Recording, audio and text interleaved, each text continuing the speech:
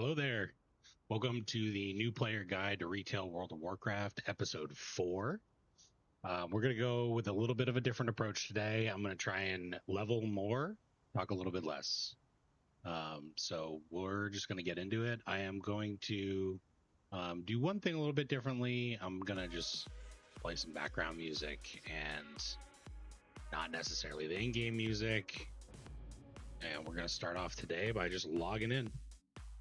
I'll still explain things as they pop up and as they're relevant, but we're just going to focus on the grind. So last time we went into our first dungeon, we talked about the Random Dungeon Finder and how you get bonus XP. Because I want to start leveling efficiently, I'm going to jump into Random Timewalking Dungeons while we progress through the campaign. So because I'm a DPS player, our queue time can be a little bit longer than a tank. It's about 6 minutes. So we're just gonna go back and forth with the flow. We'll queue up, we'll go into a dungeon, we'll get a level, we'll come back out, we'll do the campaign while we're queued up for another one. One thing that I did just notice when we logged in today is this little icon up in the top right. This is the mail icon, so you can send in-game mail. NPCs can send you in-game mail every so often. For some reason, it seemed like a popular thing to do in Dragonflight, so that's what we have here. Looks like this is actually the intro to Warbands. So Warbands were a new feature that launched with the War Within. A lot of the feedback from players had been that the accounts and characters were too separated and isolated. So before Renown and before Warbands, every character was basically on its own, so you didn't have a shared bank or shared gold. You'd have to use the mailbox, mail everything back and forth, and your renown and your reputation would also be separate. So with the War Within, they really collected all that stuff together. One of the things that was already in place were these sort of collections here. So clicking Shift P will show you your appearances, your mounts, your pet journal, your toy box. All of this was already in the game. There were still some limitations, but with these changes, they really lightened everything up. So we're just continuing our campaign, helping the blue dragons. I see a rare, so I'm gonna go fight it. Well, it looks like it's actually a bonus objective, so this is great. See here, we got a little bit of rested XP.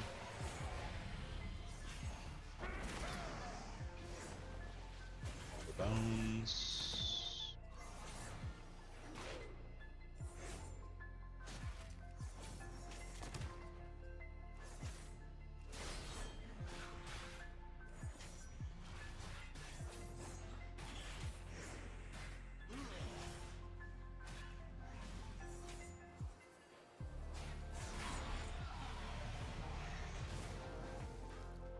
We got a necklace. Hey, that's great. And it's our preferred stats. But here's another great example. Last time we talked about green and blue and purple. You just keep leveling up. So this, as you level up, the things around you, the quest rewards and the rare mob drops and the gear drops will grow. So we're already going to be replacing that purple epic necklace with this one that just dropped from a unique mob. This has got more stats. So bye-bye. Well, the cool thing about this gear is if you're an enchanter, you're gonna get different levels of gear, different levels of materials from different levels of gear. So for example, your purple gear is going to give you purple crystals, whereas your green gear is just going to give you this dust, and blue gear is kind of in the middle. So when you get stuff like this kind of in the midpoint, especially in the most recent expansion, it can be a little bit more valuable, a little bit more beneficial.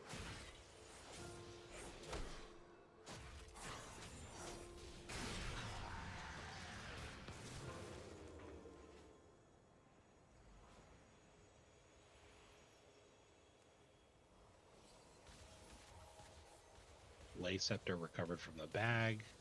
There we go. North arcane field repaired. East arcane field repaired.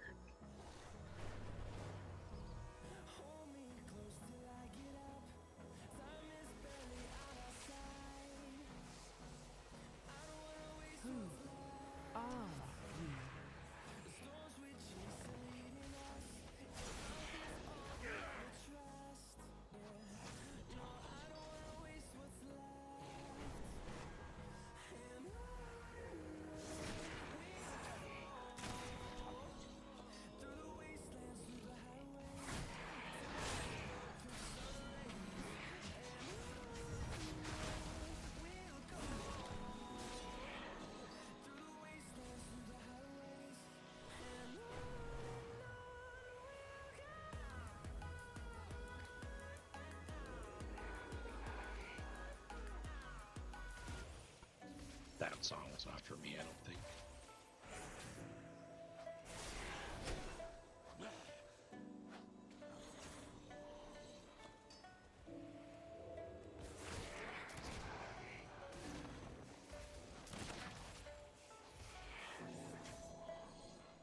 The heck?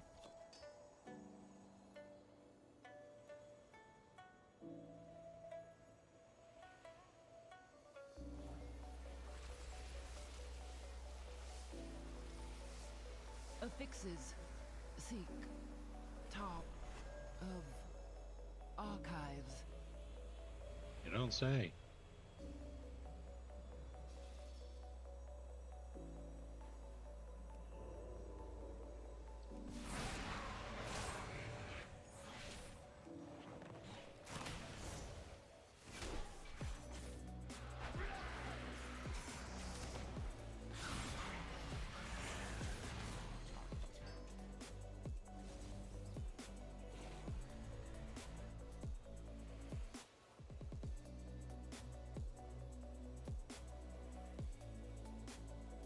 I'm gonna bring this down a little bit so it's really right in front of my face.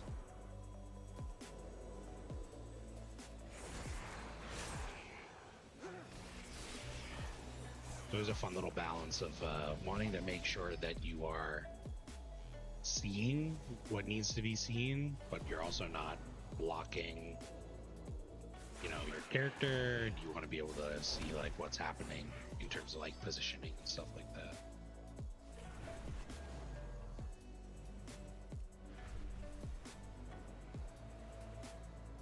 Where are the mobs? There are the mobs.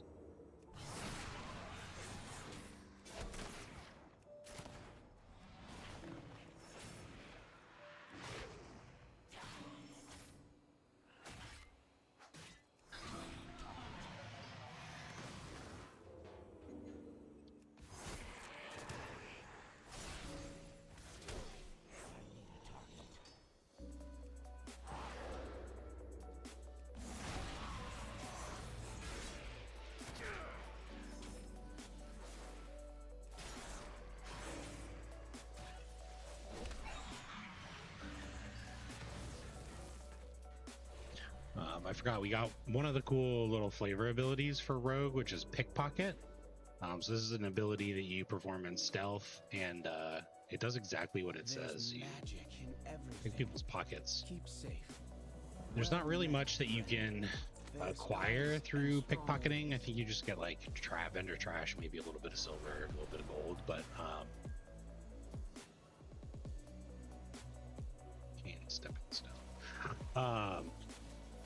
In the Legion expansion, there was actually like a little every class got what was called a class hall, and so you would go into your class hall, and it was really, really great for class fantasy. They were all in these like locations that meant certain things to classes for the most part, or they made them up.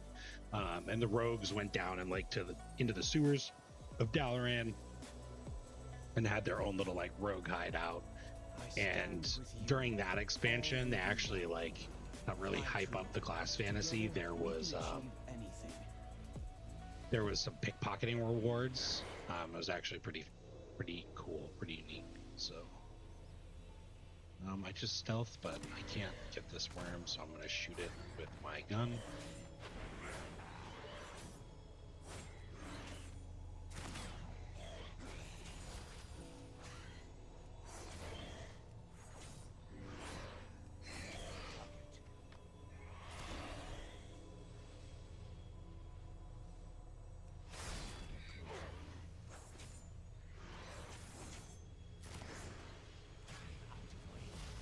Come on, buddy.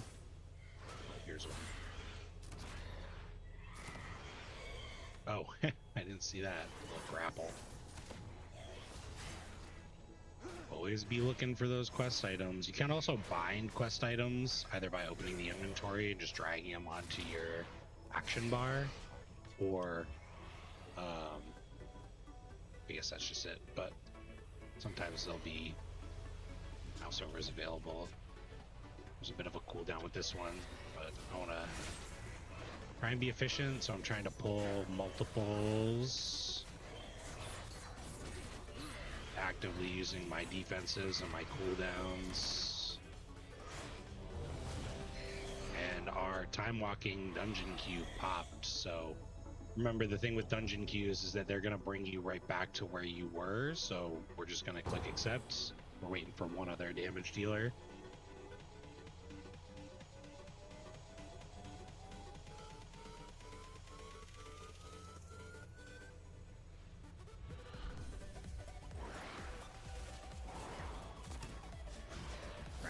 Quest. Ah, we just missed it. Cool. Complete 5 Timewalking Dungeons. Gives you a timely goodie bag. I think I'm gonna decline this for right now, because if we reach level, we probably won't, but if we reach endgame, you'll get that same quest and it'll reward you with a higher item level piece of gear. Chances are unlikely that we make it there before the weekly reset, if we can talk about the weekly reset now. However, there's a chance, and I don't really need the bag of goods. You can see leveling is relatively easy and straightforward. So we'll talk about the weekly reset because I just mentioned it. I picked up a quest in here to collect some books, so I want to make sure I'm doing that. So WoW has what are referred to as lockouts, and there are certain things in the game that have daily lockouts and other things that have weekly lockouts. So raids all have a weekly lockout. You will have from Tuesday morning Eastern or Tuesday afternoon Pacific, you will have every Tuesday the servers will reset. You'll be able to go back into any of the raids and reacquire loot. Whenever you kill a boss, you're locked out from that boss and loot from that boss until the weekly reset. Whereas there are also like daily quests that have a daily lockout, and those you can complete every day. And then at the daily reset, which I believe is like 11 Eastern, you'll be able to complete those quests again. So weekly lockouts, daily lockouts. Weekly lockouts are for raids, and then also for something that we'll talk about in the end game is the Great Vault. So it's like a weekly way to get loot from the activities that you completed throughout the week, including raids and Mythic Plus. And there are also weekly quests, like for example, that quest that was shared with us is a weekly quest to complete 5 Timewalking Dungeons. There'll be weekly quests to complete World Quest, PvP, and they're on like a rotating schedule, as well as like battle pets. Like pretty much every piece of content will have like its own little week. So we're in a Timewalking dungeon right now. Again, we chose this because of the accelerated experience. And unfortunately, one of the downsides to time walking at this very moment is they recently increased the difficulty, the scaling. And so if you start a brand new, very, very fresh character, like get to level 10 or unlock the dungeon queue system, and you have like no gear whatsoever, kind of like me, there's a very good chance that like you could get taken down by some abilities. But I mean, you're not even supposed to stand in this whirlwind, and like I'm not dying at all. So, you know, if you're hitting this like level 30 area, you're probably in a pretty good spot. So I wouldn't really worry about it.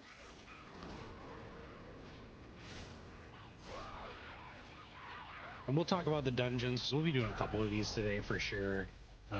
Basically, you're just looking at what the boss does when you get up to it, trying not to stand in stuff. Just trying to pay attention. You can see here, like, my abilities don't even really matter that much. I don't even have a damage meter on. We're going through this at an okay pace. And the nice thing about like shared content like this is that you can get people from like all different like gear levels. So like this evoker is level 80. This rat paladin is level 45. This Pandaren with the healer is level 78. So like, or sorry, the tank is level 78. The healer's level 78. Oh, I wonder if they're leveling together. So like they'll have access to like more abilities and sometimes stronger gear depending on like where they are, and you can kind of like plow through this stuff, for lack of a better term.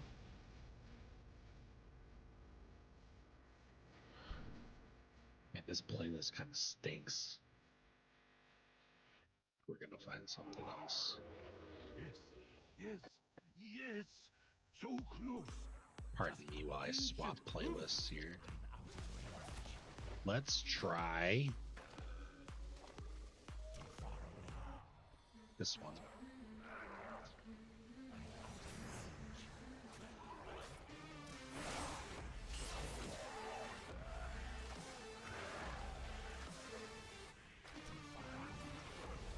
I feel like I'm in a Home Depot commercial now.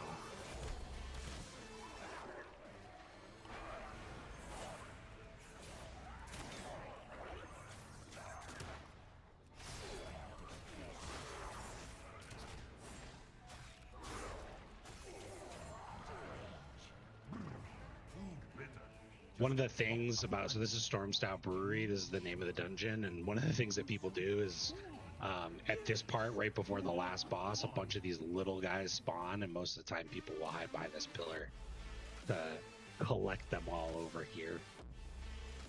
Make them easier to AoE down.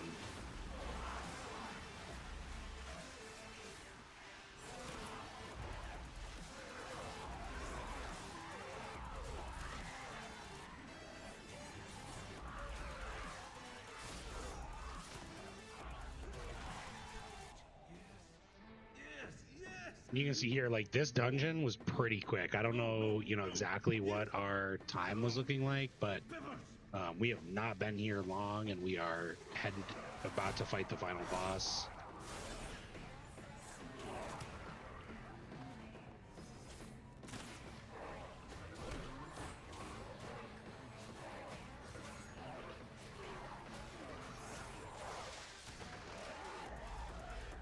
Spending most of the time sitting here waiting for our energy.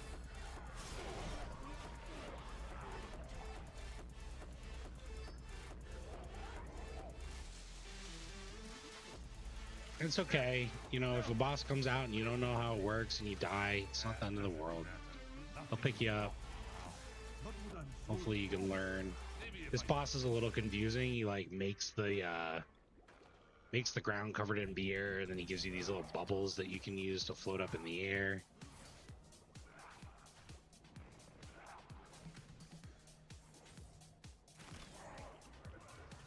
And then if you don't kill him quick enough, some of these groups you'll start killing stuff like really, really quickly.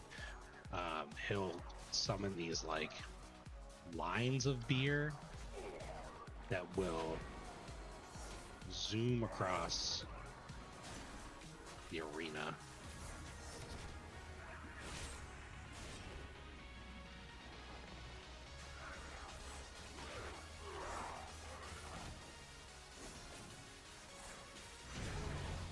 Hey, we did it, and we leveled up. We got a bunch of stuff. So many things. Cool. We got a ring. That'll be good. When you kill your first, when you finish your first Timewalking dungeon, you'll just get a quest to go to the like hub area of the expansion that you're in, and you'll get a reward of Time Warp badges. Time Warp badges don't really do too much. I think you can get transmog mounts, toys, and then I think you can get Heirloom Gear, which we'll talk about. Heirloom Gear is not super important anymore. So these are the two quests from the beginning. I'm just going to turn these in. They got me a cloak, and they got me a cloak, and they got me Look, Chen Stormstout, we all can't be heroes. pair of hands, gloves. And then because we completed the Timewalking dungeon, so we got a second ring, which is great. That's a big stat boost for us because we had an empty slot there. Now all of our slots are filled except for our shirt. Because we did a Timewalking dungeon, we got this tranquil satch full of helpful goods, which also contained a necklace. So you really get kind of juiced up in terms of gear when you're doing these.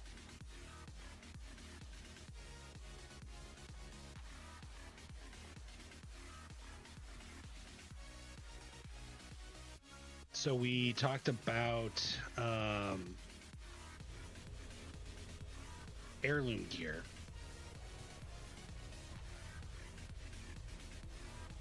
So Heirloom Gear can be found in your collection, and originally it was intended as a way to sorry, this music is distracting. It's gotta go. We gotta just like calm down here.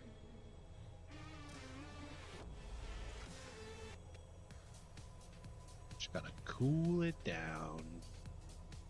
Let's try maybe some chill step instead. Give that a shot. Okay. Heirloom Gear. So Heirloom Gear was originally a way to like improve and increase the leveling experience. And what it used to be is you'd get currency or gold or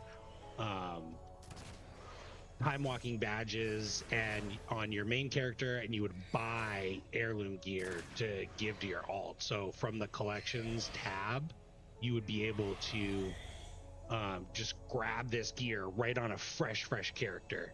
The set bonuses, you can see when we mouse over it, there's these different types of leather armor that's available to us, and the set bonuses used to increase your just flat XP that you gained. And then they changed it because there were events that started gaining XP, which we'll talk about in a second.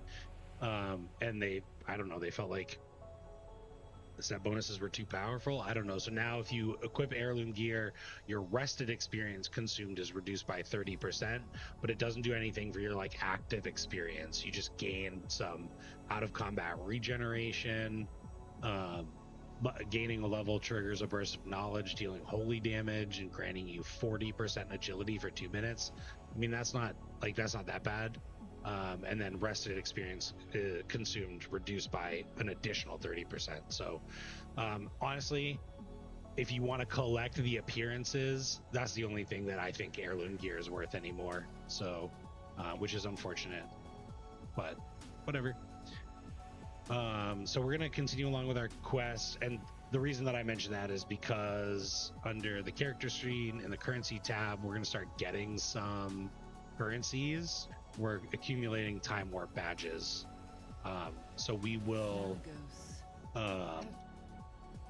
talk about we'll take a look at like, can we trade this currency in for anything useful for a new player once we get closer to the level cap. You can see here leveling super efficient, super quick. I don't want to go all the way out to the Timeless Isles to see if there's anything there for us yet. We'll see if it has any impact in endgame, but I don't believe that it does. Could get a cool mount though. So awaiting. So we finished that group, so we're gonna queue up for another one because as you saw, that was extremely efficient. I mean, we were midway through a level, but we got a full level throughout the dungeon. We completed some quests that gave us some gear. So we're just gonna keep on. Don't be alarmed. Plugging away. Mirror images should vanish in a moment. Seems like we're in combat. Oathstone reclaimed. Is it downstairs? Looks like it's downstairs. Zoom. It's good to see you again.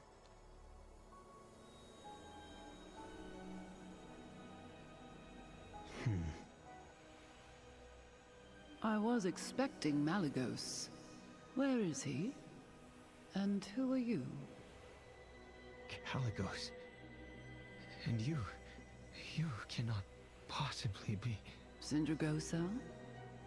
In a way, a simulacrum, created by her in order to preserve her memories and knowledge. It would seem a great deal of time has passed since she left. Yes. And much has happened. I sense an aspect. It's a long story. Both you and Malagos are gone. I see. And the rest of our flight? Where are they?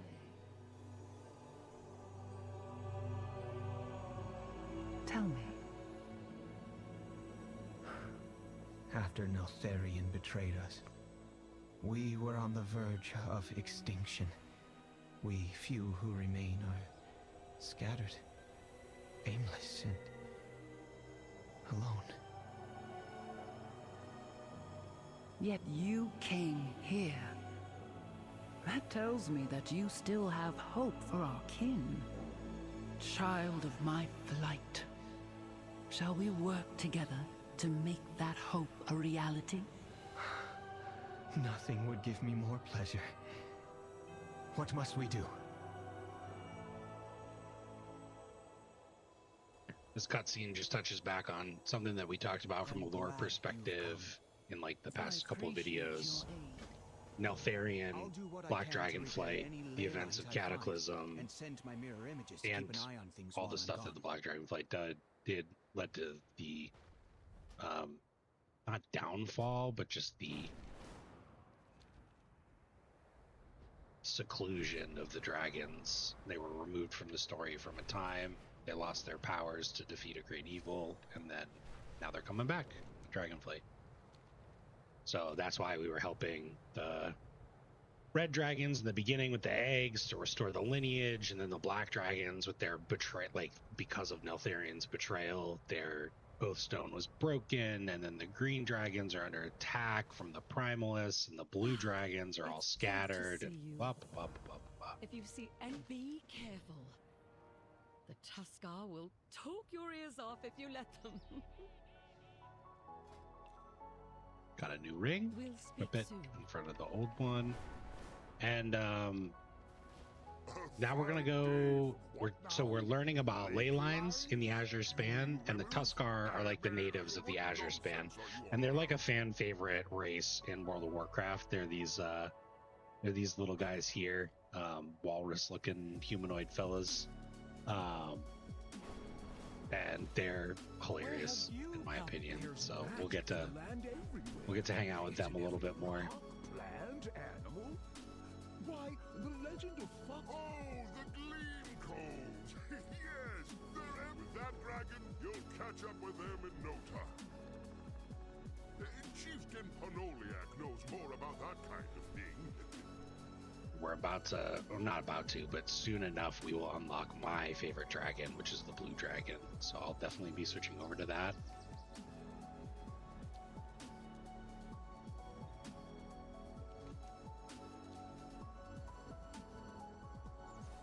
Hang in there, hun. So we're queued up for our time walking.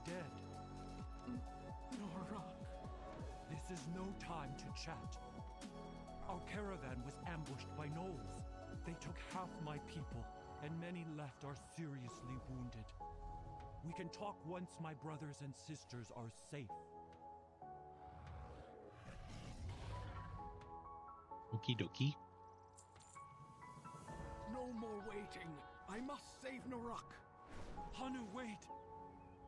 Please. Ooh, I stranger, feel like this one I'd appreciate any help you can offer. has more quests, and I always fly away from it. So we're just gonna wait. Yeah, gotta wait a second.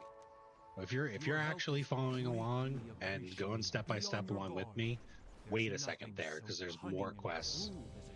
We got our dungeon group, so again, it's gonna teleport us right back. So we're just gonna run. You don't want to be, you don't want to do that. I'm just gonna accept it. If we lose out on it, that's fine. We'll get a new one at the new weekly reset. We're picking up quests, and we're following the tank. White Tiger watch over you. And this tank is level 80, and he ain't got time for nobody. He's all geared out in his max level gear. And he's just going to come in here and group stuff together, and the group is going to kill it. It's like we've got another level 80 elemental shaman. So we're just going to kind of let them go to town and try and contribute any way that we can. One thing that I like to do is, I'm sure it's probably ridiculous in time walking content, but if you're getting like, if there's some strong players in here that are killing everything and grouping it up, focusing your attention a little bit more on like kicks or mechanics or something like that, I think is really, really helpful, just because it allows them to push their damage buttons, and since your damage isn't quite as high as theirs, it'll just help them a little bit more. So like if you see a caster mob, a mage out there just like casting fireball, pick that in so it comes into the group, and that'll be helpful. On this boss fight, so we're in the Temple of the Jade Serpent. I'm not gonna, like I said, I might not explain all of them, but in this boss fight, this guy's actually good. He's just corrupt, so we're trying to cleanse the waters, and he has this like shield around him, and when we kill, he takes reduced damage, and when we kill those little water things, he loses a stack of water bubble. So we want to kill these to let us into the bubble, so that we can bring his health down low enough to make an impact. So we're just building combo points, and the little shield too, it's actually just like a damage reduction. So if your damage dealers are strong enough, they can break through it after you kill like 4 of these guys. I don't think everybody knows that, so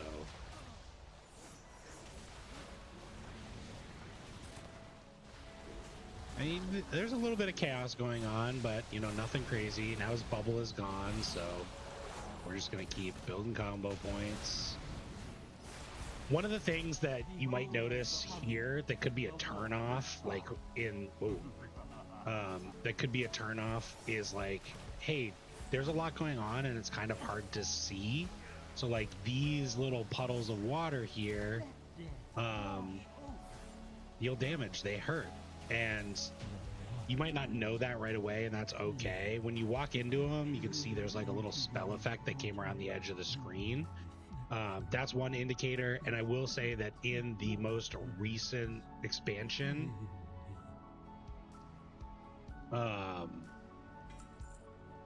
they've made a lot of significant efforts to make it as clean as possible, so that when you're standing in a mechanic.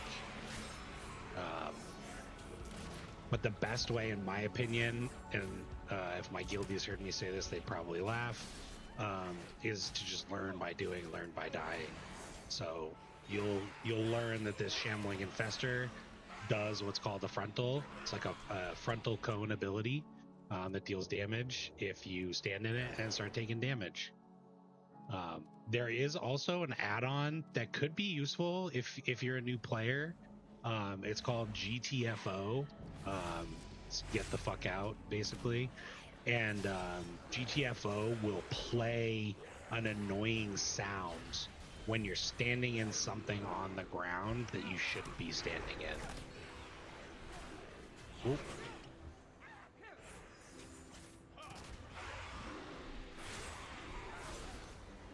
Yeah, so like this is a good example of like how new players could die in here. Because they came in here and just pulled this whole room, and they're fine, but I took a little bit of damage, so I'm gonna stay on my toes. There's that frontal cone. And they took care of it. Now here's another boss. This boss, you know, Pandaria was all about, it was when the monk class released and the pandas, so think Kung Fu Panda, big Kung Fu Panda vibes. So a lot of the bosses are about martial arts or, you know, lore, dragons, tigers, crane, ox, stuff like that. So this is the Temple of the Jade Serpent, and we are fighting a guardian. The temple has been corrupt by the Shah, so this boss does a lot of like kicks and stuff like that.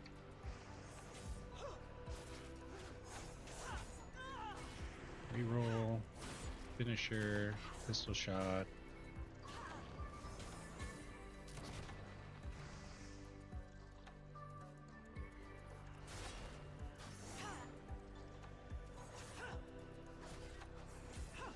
This is going a little slow. And eventually, she summons Yuan, the Jade Serpent.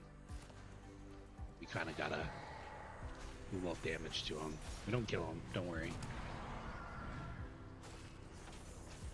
Pandaria had a big theme of like chi and good energy and bad energy, so there's a lot of times where you'll fight a boss or something and you just kind of gotta kick some sense into them. You might not necessarily kill them. So this is an AoE ability, leg sweep, so we want to make sure that we're not standing in it. There was a cast there, so we kicked it.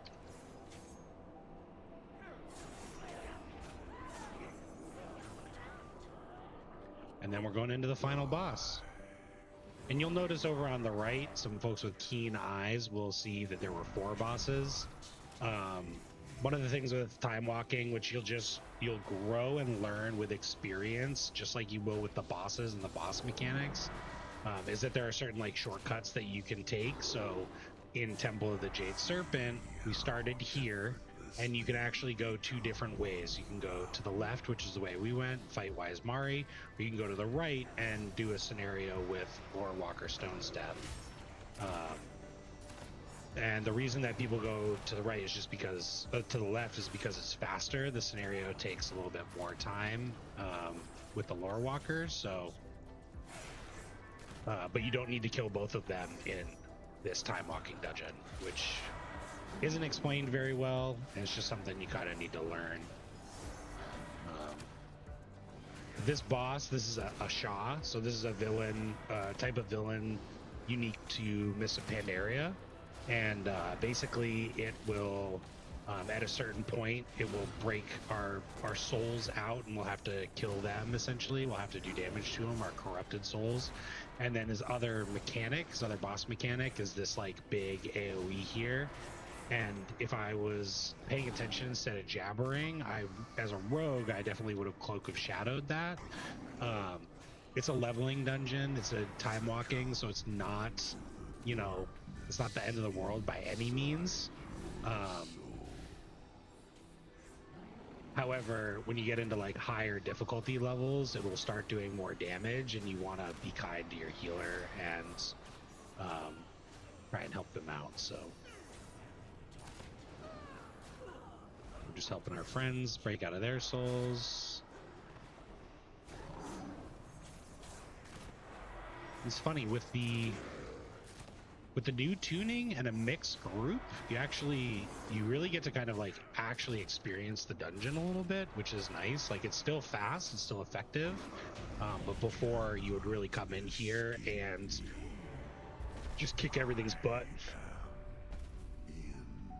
So we got some more loot. We got some time warp badges. Unfortunately, one of the quests, restoring Jade's purity, was to help the other boss, Lore Walker Stone Step assisted. So we're just going to click on the quest in our little side area here. We're going to click abandon, because when we're doing these LFR dungeons, or these time walking dungeons, the group's never going to go that way. So we're just going to leave that as it lay. And then this one, the quest givers didn't run up to us, but this door opened, bringing us back to the beginning of the temple. So we're just going to run back here and turn this in. Haste mastery, crit mastery. We want haste. We're going to take that. Get leveled up again. I'm telling you, we're cruising. And your map will always show you too, if you had a quest turn in, there would have been a little gold question mark here. So we're going to leave the instance group.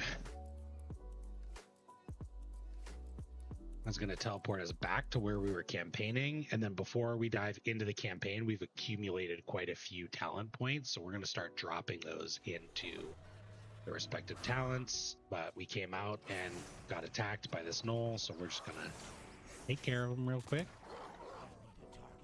And the chat box, which is not actually pictured here, but maybe I should bring it up for the time being. The chat box is actually going to give you some additional information that can be useful when you're leveling up. So I'm just going to pull it up here because I'm on a totally separate account and nobody has been talking to me. But when you level up, it will show you, congrats, you reached level 34, new talent point available. And then we leveled up while we turned in that quest, so it gave us this transmog appearance, leggings of the fifth sun.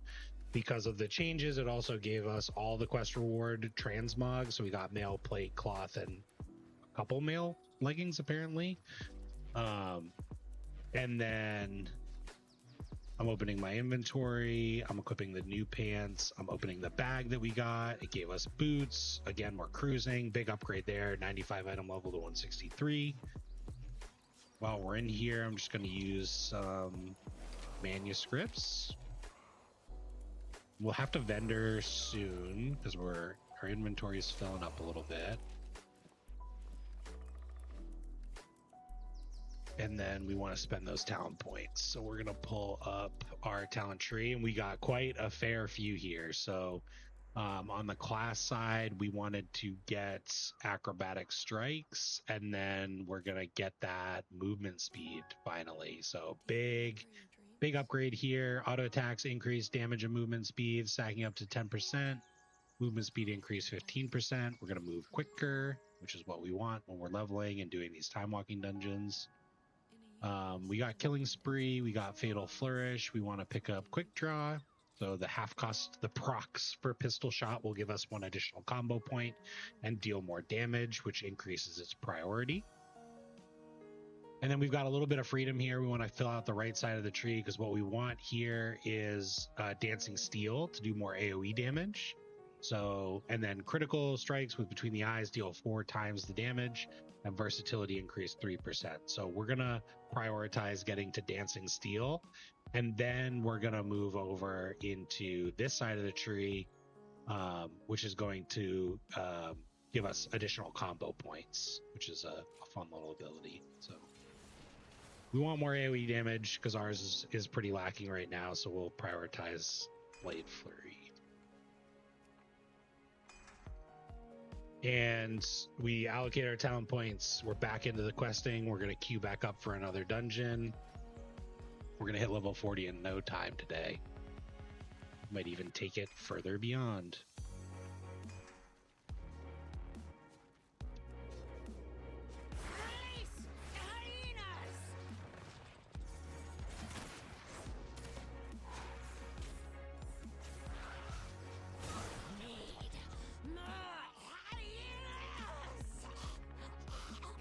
You don't say.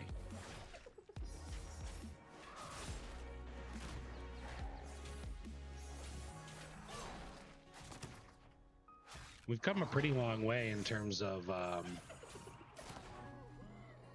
you know, what our damage and our rotation was looking like. In the beginning, we were really just pressing Sinister Strike and Eviscerate, and now we've got all these different options available to us.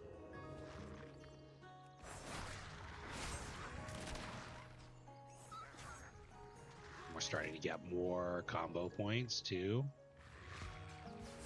which is great. I think we're going to block guild invites, so we're just going to pop open the options, type in guilds, block guild invites, just for now. Maybe we'll turn it on at level cap.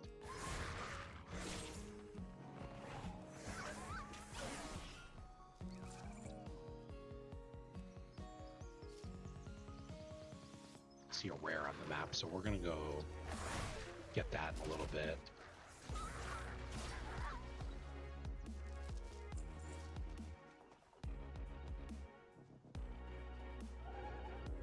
Oh.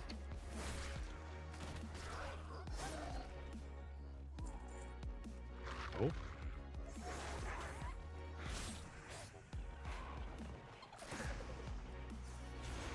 Oh boy. Hey, our first racial usage, which is great. So Will of the Forsaken is our racial. We talked about this 4 episodes ago. Removes any charm, fear, or sleep effect. So I didn't interrupt or didn't see that fear going off, and our racial ability actually came in handy. Tasked one suffer. Now you suffer.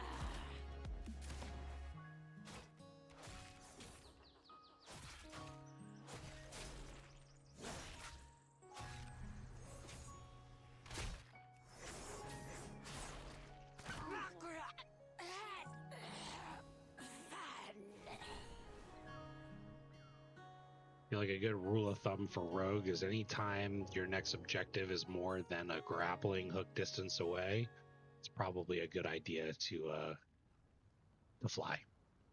So we're waiting for this mob to respawn, but I remember that rare or that unique, so I want to go kill him. Looks like it's a bonus objective to help this person who's being attacked by these gnolls. Trying to stay out of that AoE. That's what feared us last time.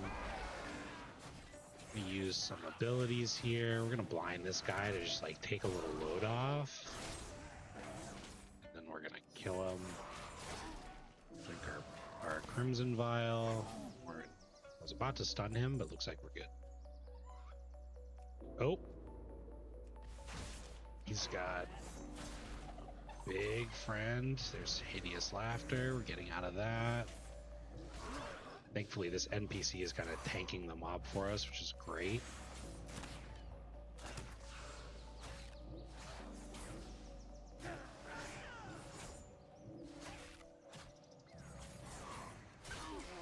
There we go. So we got that 4,600 XP. We got a Drake manuscript for the Highland Drake, which is the one we're going to unlock in a little bit. It's my favorite one. Go back to this guy. Let's respawn. So we're being ruthlessly efficient.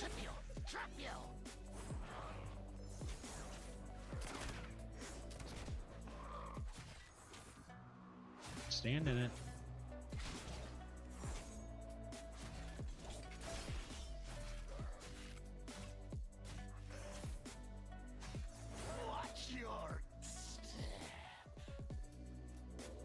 We're all done with our quest, so we're just going to stealth out of here. We don't want to pull that guy if we don't need to.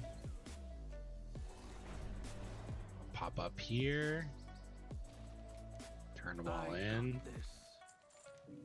Getting some Tuskar reputation. Brenna, you came. I see you've been busy. Some pants. And the others. So these pants, this is a great example. So blue pants, item level 157. Green pants, item level 158. Same amount of agility, same amount of stamina, same amount of haste. The only thing that's different is that these green pants have versatility. The blue pants have mastery. So these are the decisions that you'll end up making at the higher ends when you start to get multiple gears of a high level at the same slot.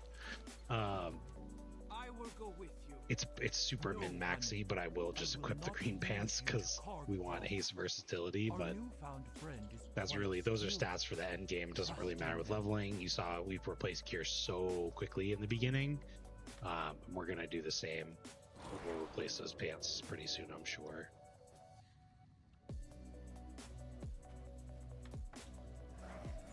Oh. So one of the disadvantages of leveling as a rogue is that you don't get access to quick queues, but they're not slow either. I mean, 6 minutes. It is currently a time walking event, so there's a fair few amount of people doing time walking. And then for me, when I'm recording this video, it is Saturday, so like Saturday afternoon. So there's probably a fair few amount of people online. It won't always be like this, but one of the benefits of leveling with rogue, especially in the open world, is the ability to stealth and to vanish. This guy's one of my favorites. It's so funny.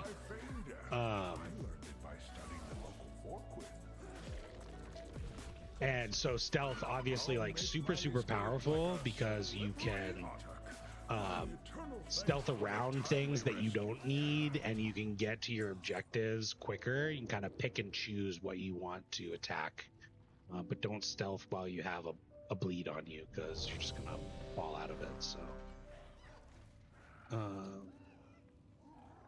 I'm just gonna grab a couple more. Oh, somebody else declined the invite, so we're chilling. Never mind. Or like this, for example, we're in combat with a sticky ambusher, and if we wanted to get out of combat, we could just simply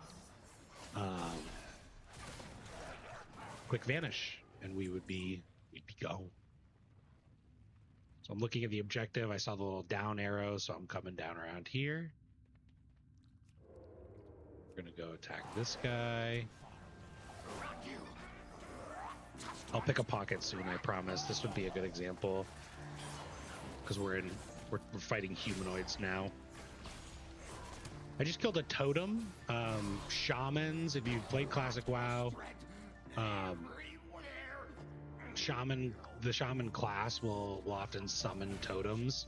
The classes are obviously significantly different than the NPCs and the enemies that you'll fight. However, most often, if an NPC summons a totem, it's usually impactful in some capacity and worth killing. Whereas if you do PvP and you are fighting players, their totems do different things, and you'll have to, learn and make decision on what totems are worth killing. But if you see a totem out in the wild from an NPC, I would recommend killing it. Typically, sometimes they can like shield whoever summoned them. Sometimes they'll cast like a drain on you, like that one was, or they'll slow you. Our dungeon queue is back to being ready. Only have to kill 2 more, so I kind of want to just like hold off for a second, but I guess it doesn't matter, huh? We'll get these on our way out.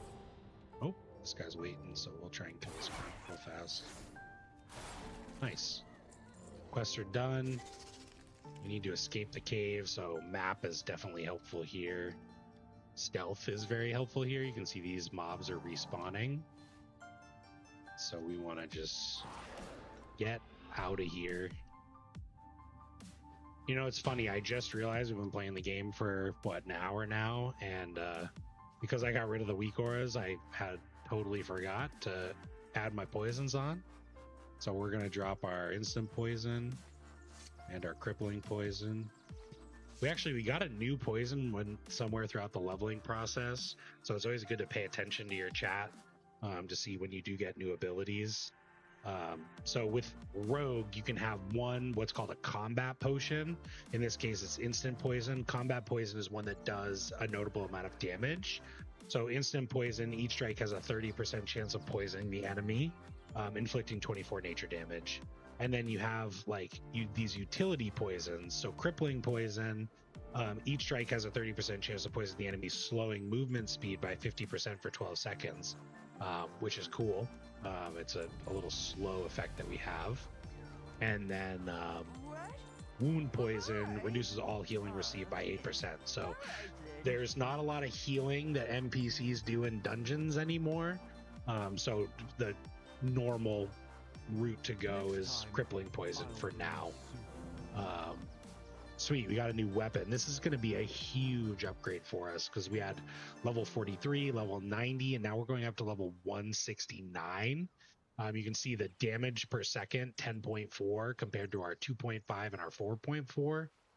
So this is big for us. We're going to start killing stuff a lot faster, which is great. So again, we're putting the bigger one in the main hand and the smaller one in the off hands. No sudden aggression. I fear for the inhabitants of the trading outpost. You also leveled up. Saw that in the chat here. So just a talent point available. So we're going to drop that in. We're going to do more blade flurry damage.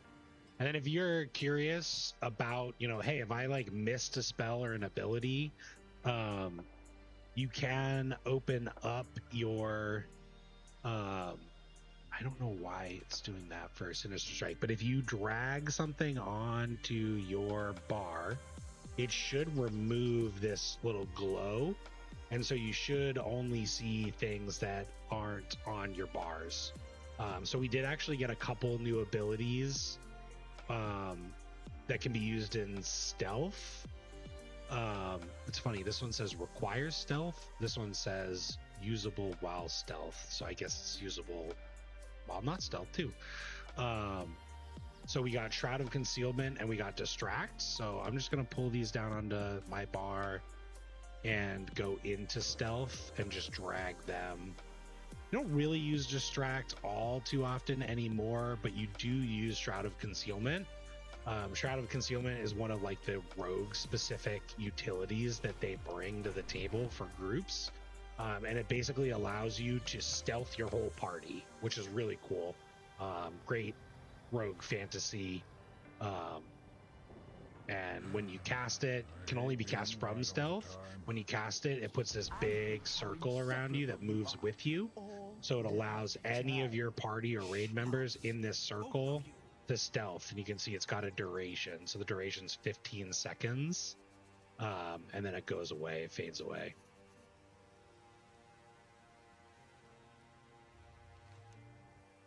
Let's swap stories again. Tell my friend what you told me. They came without warning. Foul-fetid gnolls. Oh boy. The only thing they took was my friend's lives. Oh boy. So you can see here where, I mean, those are just oozes, You're not dying. but we're doing more damage.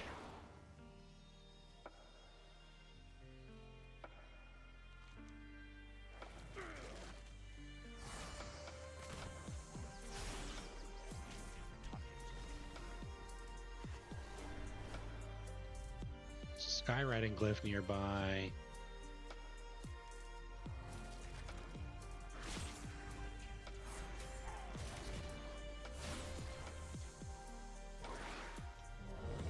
Simultaneously, just like looking at my map, trying to see where the next objective is to go.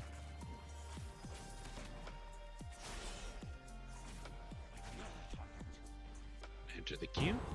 All right, instant. We got a new dungeon here, so we got new quests. They're always right at the start, so they want us to just kill the boss there. This is Shadowpan Monastery. There's a couple things in here that'll just be good to know.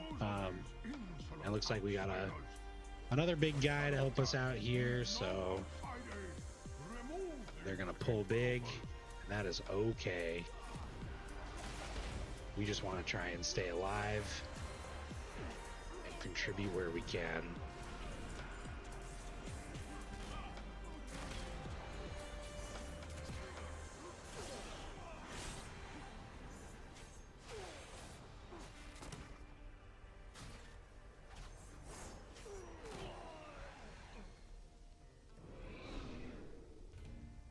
So first trash pull there, and then it goes into the first boss. Work gotta go. Bro just quit. Warcraft greater than employment. So our tank just had to drop. New one's coming in. If you're close enough to the start of the dungeon, it'll just start you there. This guy's level 82, so he's probably going to chug along just like the last guy. Let me show you my power. Come to me. This is another one, just like the martial arts lady in Temple of the Jade Serpent. He's going to summon a dragon. Here it is.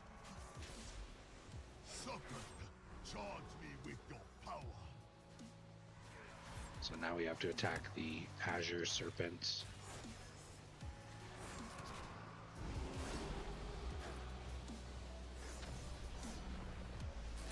Their energy is strong.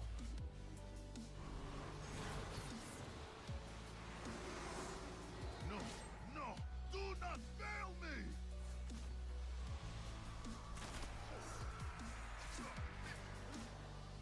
Then he gets up, he gets a little charged up, and then you just knock him down. Got a necklace. It's got less agility. That's funny. Higher item. Oh, it has no agility. Huh.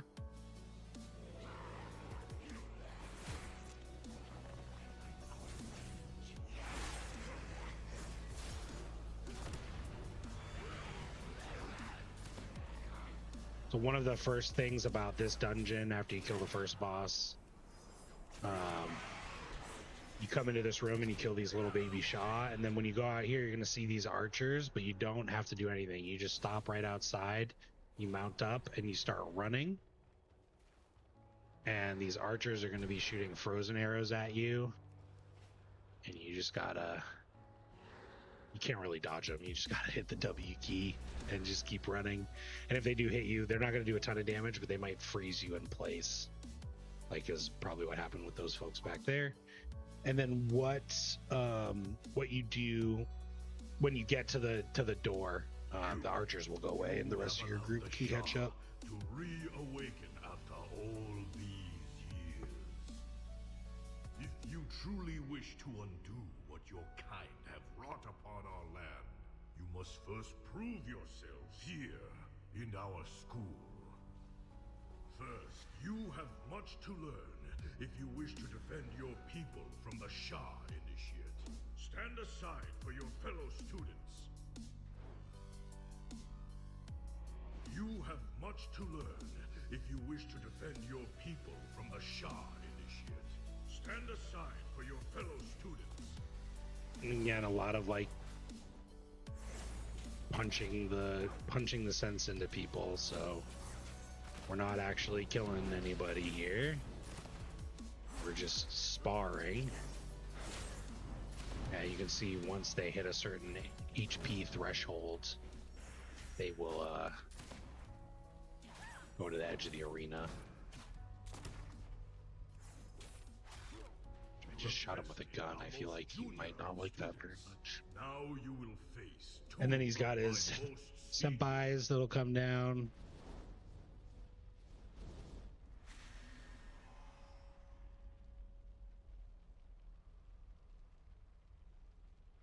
Flying Snow, Fragrant Lotus, step forward.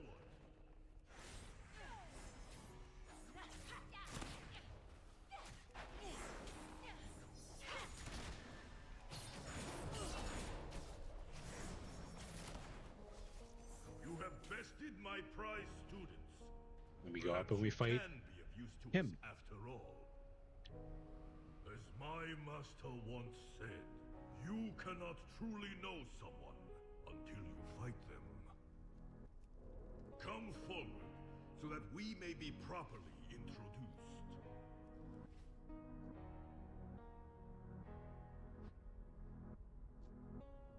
Very well then, outsiders. Let us see your true strength.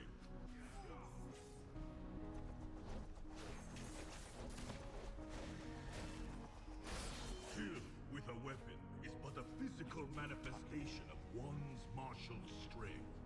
Let me He's a super simple boss. You just start attacking him, and then he splits up into 3 different illusions, and you gotta attack them to see which one's the real one. And it did actually, like, the game does say that right up at the top, so throw a punch, but after years of training, I there can he do goes. so much more. With the chest. Oh, he's got a quest for us. Sick. Kill the Shah. It's our next boss.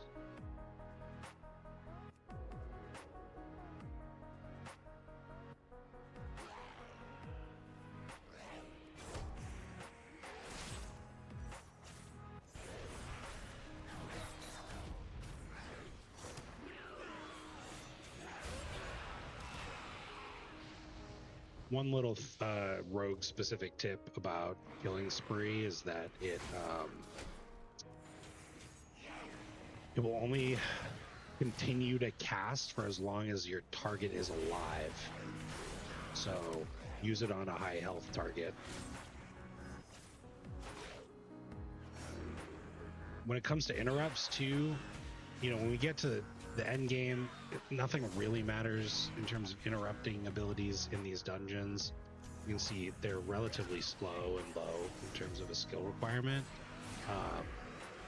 But a good general rule of thumb when you get to end game dungeons is anything that sounds like a heal, like regenerate, or it has a heal in the name, like greater heal or lesser heal or renew or whatever it might be, always usually a pretty good priority. And then another good priority is like any sort of channel like this frontal channel. That's usually good. I mean, if it's dodgeable, I guess it doesn't really matter. I don't think they really do that anymore. But if it's like a big circle, or anything that has like volley in the name, and we'll install weak ores and add-ons that'll really help us with like what priority kicks should be. But in the beginning, you can just think logically, like if something heals, the fight's going to take longer, and we don't want that, right? We want the fight to end as quick as we can. That was an AoE ability, but it did such a small amount of damage to me that I just didn't care.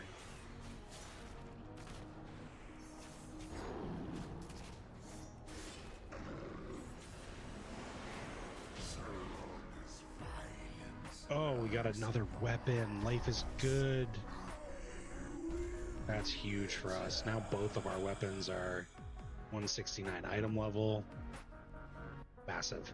After you kill a Shah of Violence, there's some unique mechanics and a quick way to get through the next section of trash. You do have to do this first pull. It seems like they were trying to run around it, but you do have to do this first pull, and in these pulls, in order for these ghosts to die, you need to purify a nearby corpse.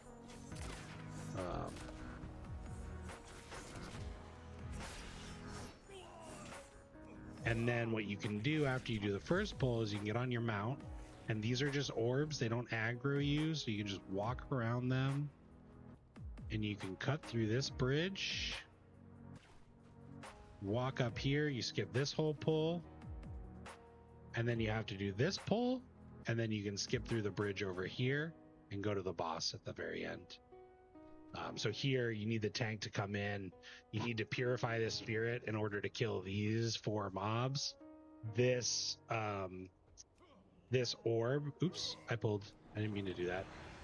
This orb will deal damage to you, so you need to kill that one before you start purifying the spirit. And then you can go in and just start. So Volley of Hatred, that's a great example of a spell that is good to kick. Because a volley or an AoE ability will deal damage to the whole group, which means that the healer's going to have to heal more than just one person, which, you know, not always the worst, but volleys tend to be stronger than just individual abilities. So he didn't cut through the bridge, and he pulled this pack, which is very, very unfortunate. It's going to add on a whole whopping 30 seconds to our dungeon run here.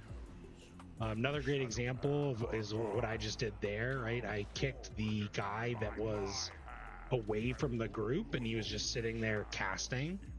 And the reason that I wanted to do that, even though we have a DK, a Death Knight in the group, and they can grip people in, was to just get everything close so that we can do AoE damage as a group. And then this is the last boss. One of the things that they do in World of Warcraft is they try and teach you about boss mechanics before you get to a boss. So this boss is actually going to have similar mechanics to the trash that we pulled. You can see this like purple AoE, and then these orbs that are being destroyed out here, similar to the other orbs that we had before. So we want to kill those, but we killed everything really quick. A bunch of stuff happened here, so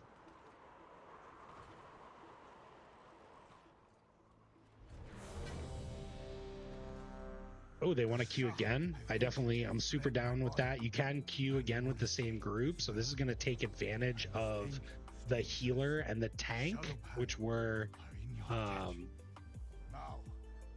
the roles that are a little bit more desirable. So I'm going to turn in these quests and we're going to enter the next dungeon. This is a perfect example. I mean, I know we didn't have a conversation here in the group, but I'm going to pick up this quest. These quests are one time too, so we're not gonna do them if we come into this dungeon again, but you know, we might not talk because the content is super trivial. Where the good relationships and the conversations actually happen, that whirlwind hurt, is when you join a guild and you start raiding and you start playing with the same people every day and you get into Mythic Plus and you're having a good time. This trivial content, I mean, it is like turn on your music, chill, have a good time.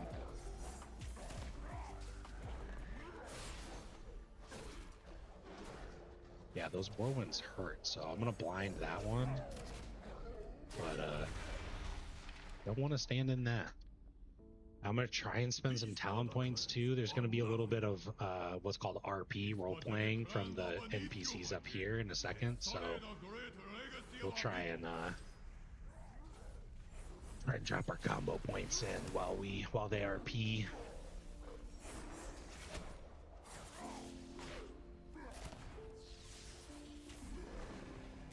You can see here, like a good rogue can have a pretty decent amount of control over the battlefield.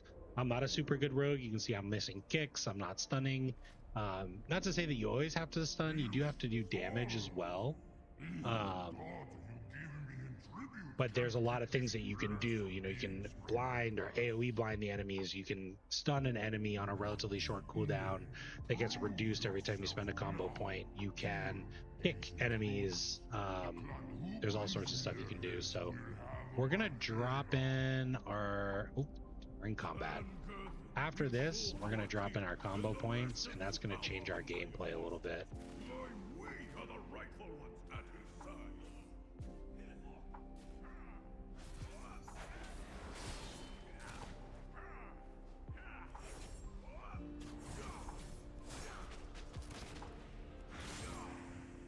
Looks like this guy's doing a frontal.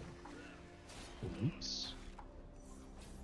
Got killing spree just sitting here off cooldown.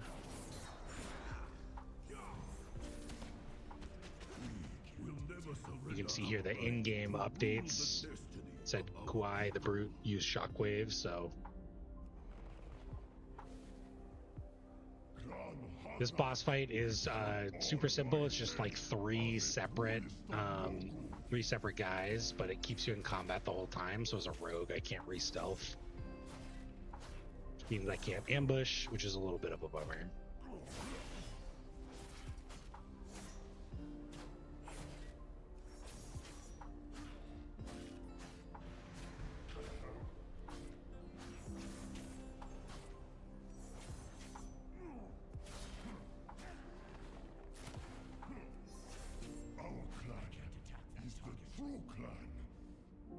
Go kill this guy.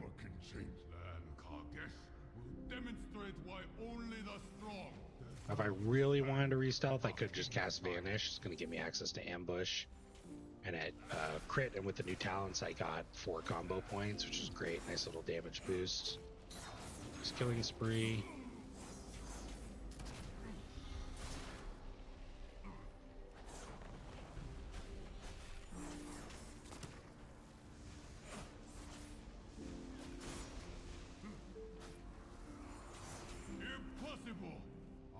we killed them all. The greatest in all the Empire. We're gonna walk around these guys. Just get over to this chest. Who allowed these outsiders in our halls?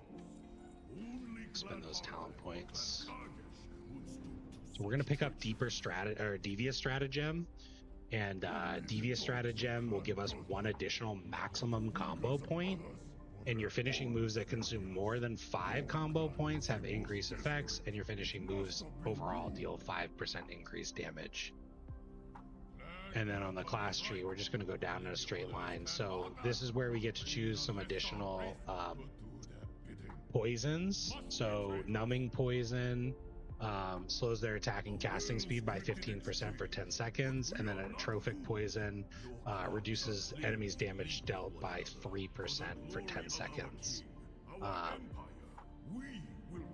I guess for leveling, you would normally pick numbing poison and probably apply that instead of crippling poison, so that the enemies that are attacking you, I just jumped down the stairs and we got to run through this tunnel. My group's far ahead, but the enemies that would normally be hitting you with their weapons would be doing that slower, therefore taking away less of your health. But since we're doing a lot of group content today, and a trophic poison does give you just a flat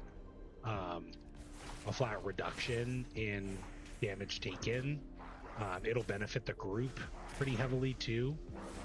So we're just gonna slap that on there, and you can actually see it now. Because we've inflicted our first, I mean, we probably did with assassination, but we switched off that pretty quickly. We afflicted our first ailment or damage over time ability. A trophic poison doesn't do any damage, but it is a debuff that we put on the enemy, and it'll show you on the nameplate the timer of that debuff. So I wonder if we can pick a pocket. Oh yeah, we can pick the pockets.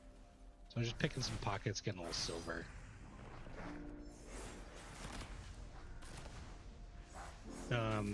The dungeon that we're in right now, it's called Mogushan Palace. Again, we're doing Mists of Pandaria dungeons because it's Mists of Pandaria Timewalking. Mogushan Vaults does have a common skip. I'm not sure if this group is going to do it because we are moving a little bit slow. But after you kill the first boss, the council bosses, you can run up to this ledge and just jump down, but it will immediately put you into a boss fight. And what you want to do on this boss fight is really prioritize at least kicking this oracle, if not killing it. Because the oracle casts Cleansing Flame, and Cleansing Flame is going to heal, right? Going back to our kick priority, Cleansing Flame is going to heal the other bosses in this encounter. So, and the way that this encounter works, it's actually in raids. It's called was what's called a council fight. And the way that this boss works is when you kill one of the members of the council, it will enrage the bleeder. So this guy Gekkan. So you wanna kill the oracle or prioritize the oracle. You want to kick the hexer too. Once the oracle is dead, that's another caster. And then every time you kill one of the smaller guys, the main guy grows bigger. So you do want to try and target this guy, but you do want to kill off some of the little guys. But the more enraged he gets, the more damage he does. And then their loot is actually back here, this vault. Unfortunately, I haven't been doing the quests, and one of the quests is up here in all of these different things. So we're probably not going to do the Relics of the Four Kings. Because we have to kill these guys, these guys, these guys, these guys, and these guys, and it's just faster and more efficient to just keep on keeping on.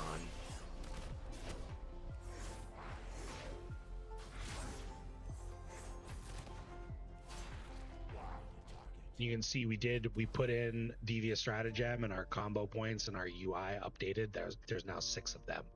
And then when you mouse over all the abilities, it'll show you, okay, wow, they took off on the elevator without me. The ability will deal more damage, and the buff that increases your critical strike chance by 20% will last longer. So now at 6 combo points, when you spend it, it will do 940 damage. It will last 18 seconds. The cooldown in between the eyes is 45 seconds, but it does get reduced when we spend combo points on abilities. So what our end goal will be is to keep that critical strike increase buff up all of the time.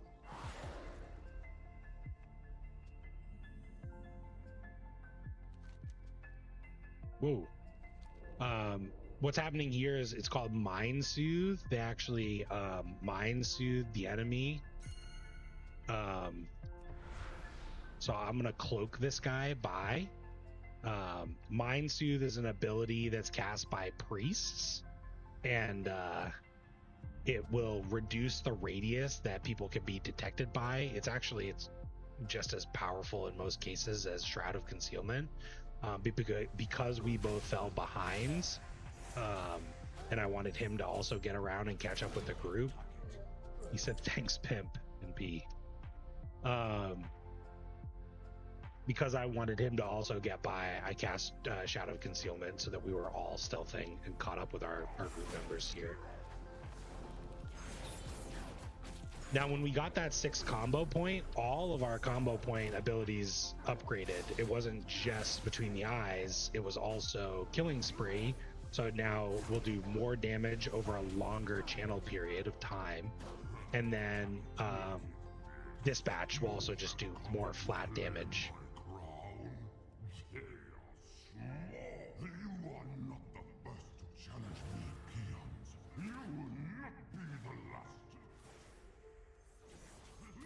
This boss has what looks like a lot of like chaotic things going on, and that's because it is chaotic and you can't really see them very well. But he's in the weapon master, so he summons like a bunch of weapons, which you'll see around me. He doesn't always come with the dogs, but these swirling axes, these fire lasers, these things shooting spears out from the wall. What people used to do back in the day was they would actually pull him from his throne up here all the way to the door back there, because you can see there's no weapons in that little doorway. But now you just don't have to do that anymore. So you just tank them wherever. And just try not to stand in the beams. You can see now even these little crossbow turrets are just shooting us all individually. Try not to stand in the axes, try not to stand in the spears. And we got another necklace with no agility, so probably just gonna leave that as it is. Got a couple of bags to open. We're really flying along here. Looks like our group sort of disbanded. We're gonna turn in the quest. New legs. I told you we'd be upgrading these soon. May your days bring you joy. And they epic upgraded, so big upgrade for us. 20 item levels. Gonna open the bag. We got shoulders, those are better. Gonna open the other bag. We got boots, those are better. They gave us all of these leg plate appearances. We leveled up twice, so you can see level 39 new talent point available, level 38 new talent point available, no abilities. And I tried to mention it before, but as you level up, it looks like we got all of our abilities that we'll be getting from leveling. But you can see here for like Assassin, it looks like Mastery levels up even further at level 41. Eviscerate for Subtlety levels up to rank 2 at level 44. So you can see, if you're gonna expect any abilities coming up by just looking at the talent points or looking at the spell book, but it looks like we have everything for Outlaw that we'll be getting through just leveling up. There will be a couple other abilities available for us afterwards. So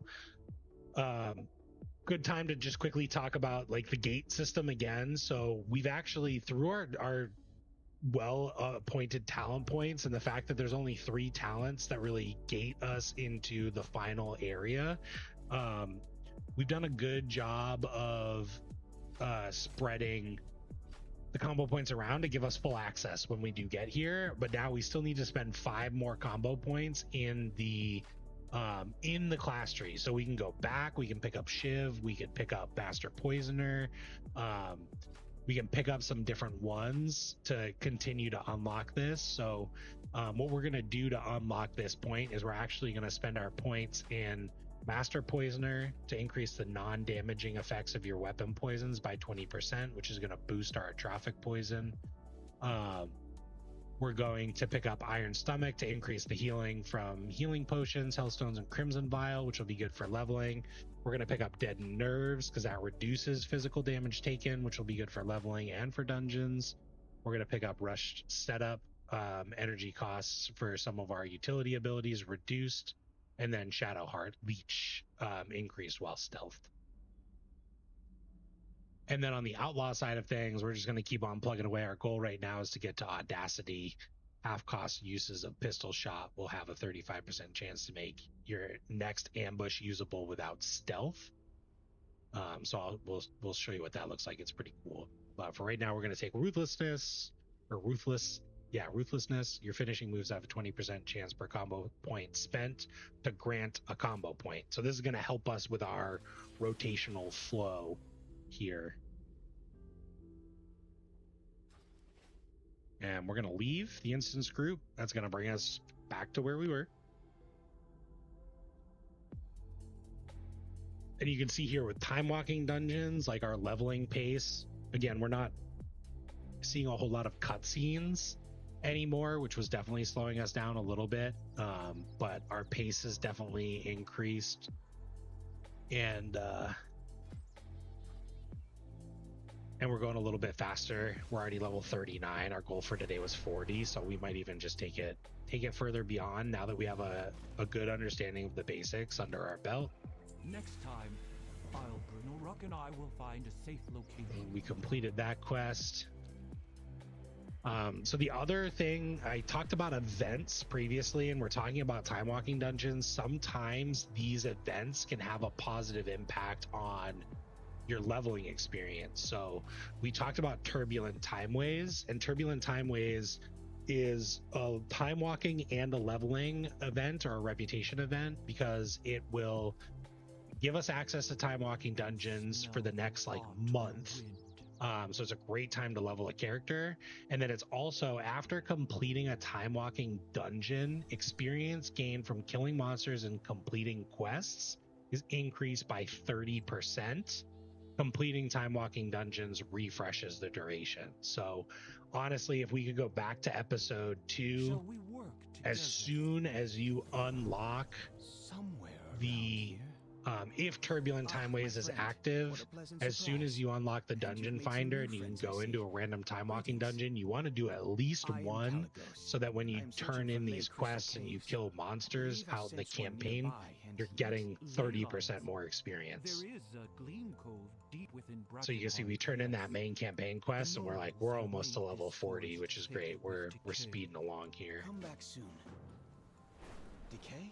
I don't know who you And we're are, gonna requeue mage. because we're still getting good juicy XP from the time walking dungeons, and we're getting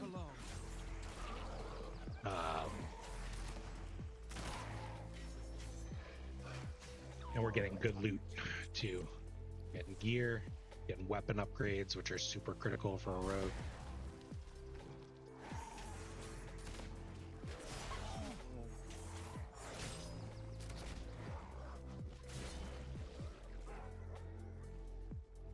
Inventory is actually pretty full, so we will make sure to sell next time we're near a vendor. Root. And we're in a bonus objective, so all those mobs were glowing because they contribute to the bonus objective, so we know that's pretty good XP. We're gonna do that while we're here. Cutting these roots. Now we are, again, reminders, just always focus in on the main objective because we're going to be in this area for a little bit. If you complete the main objective and it tells you to go out of the bonus objective area, you can always just turn around. The decay is out of control. I am going to just, there's a juicy selection of mobs here that I want to just kill, so we're going to do that. And then he wants us to come down here.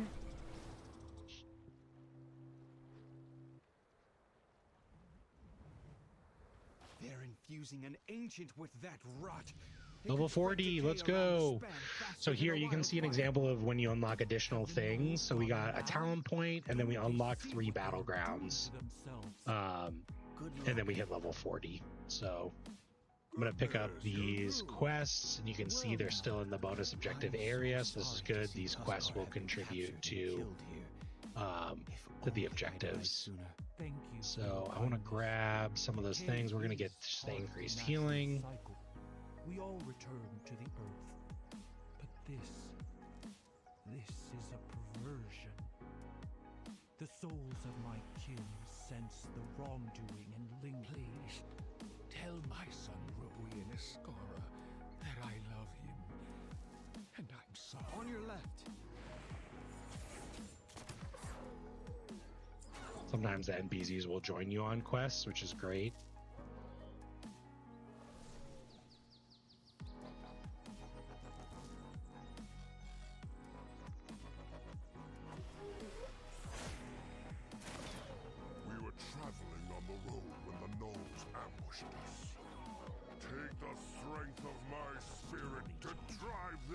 This quest item has a little bit of a cooldown. You can see it's just coming off cooldown now, so you want to, where applicable, just keep collecting, keep killing, trying to be efficient there. It will consume and destroy everything we hold dear. You're not alone.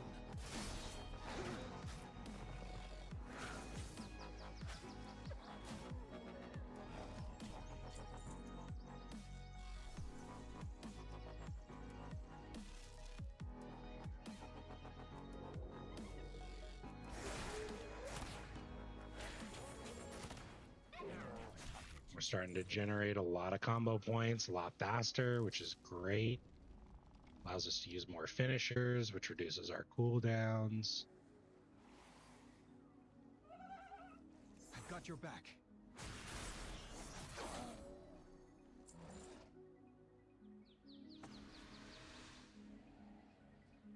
If that decayed ancient reaches Escara, all of our spears scared the shit out of you. won't be enough to stop it. You must help us. We always prioritize between the eyes for the damage, but also for the critical strike. So we want to keep that critical strike buff up. So that's why I'm using that one as part of my opener pretty much every time. Avenge us.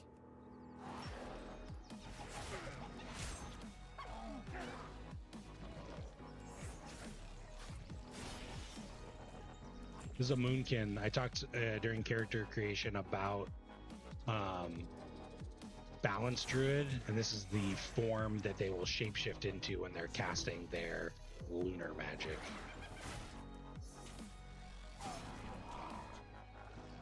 A little rare up there.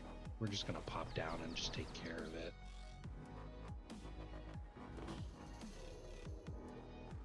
Which is good timing because somebody else is too.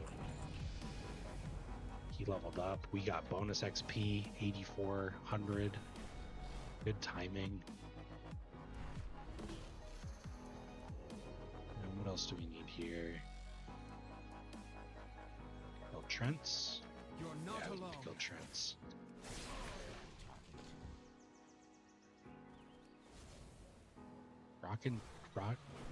Rotting Trents and Rot Flingers.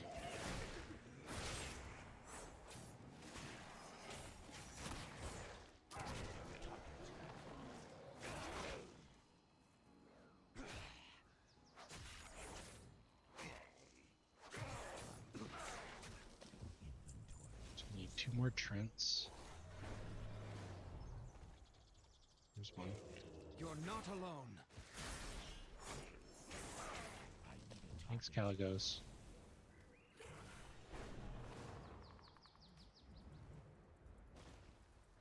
Here's one.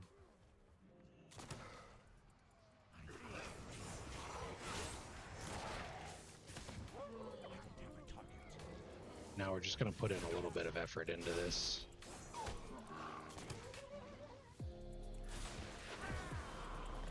On your left. Grats, he leveled up. Ding, Grats.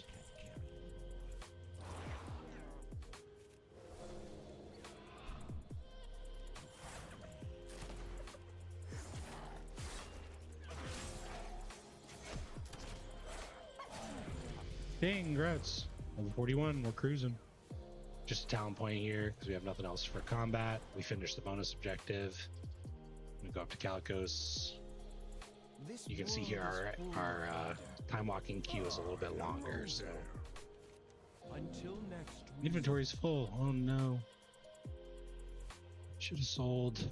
Just taking a quick look at stuff that's cheap. But it looks like it all sells for a couple gold. We don't actually need this recipe, so get rid of that. We know the maybe meat doesn't sell very much, so we'll get rid of that. Someone new. Use that. This was the quest from the mail about the Warbands, so we'll use that to use up the item and free up some inventory space, but we're not going to do it right now. So what I'm going to do is I'm going to shift click on the quest in my menu bar. That's going to hide it. I'm also going to do this for Relics of the Four Kings and for Nelthera's Secrets Within. Honestly, we're just going to abandon this one because we're never going back to Nelthera's while time walking is active. If you were just doing random dungeons, you could absolutely keep that quest because there's a good chance that you'll go back into Nelthera's. But if you accept the quest in the beginning and you do it throughout the dungeon, you won't have that hanging over you like I did. So hopefully we don't get too much loot from this dungeon, but I might just preemptively delete some Motes of Harmony. Okay, somebody declined, so we're back in the queue. So I'm just gonna do this quest and hope we get to a vendor shortly. Surely something useful will come out. Nope, not that. Definitely not that. I'm losing connection. Come on. I think this will do.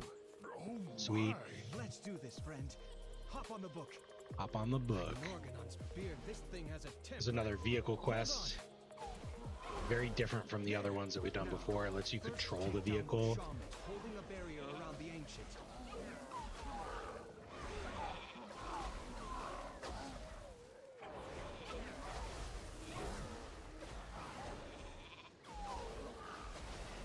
Those shamans are tough. The ancient is vulnerable. Quickly, throw everything we have at it. It's not enough. Come, my friends, my family. Help us protect our home. Excellent. Now to the cave before more. That's kind of like Harry Potter. We summoned our ancestors to help us defeat Big Thank Bad. you, my friends. Rest now. Karkut awaits. Fly true. Focus on the lake crystal, then Together, we can achieve destroy. anything.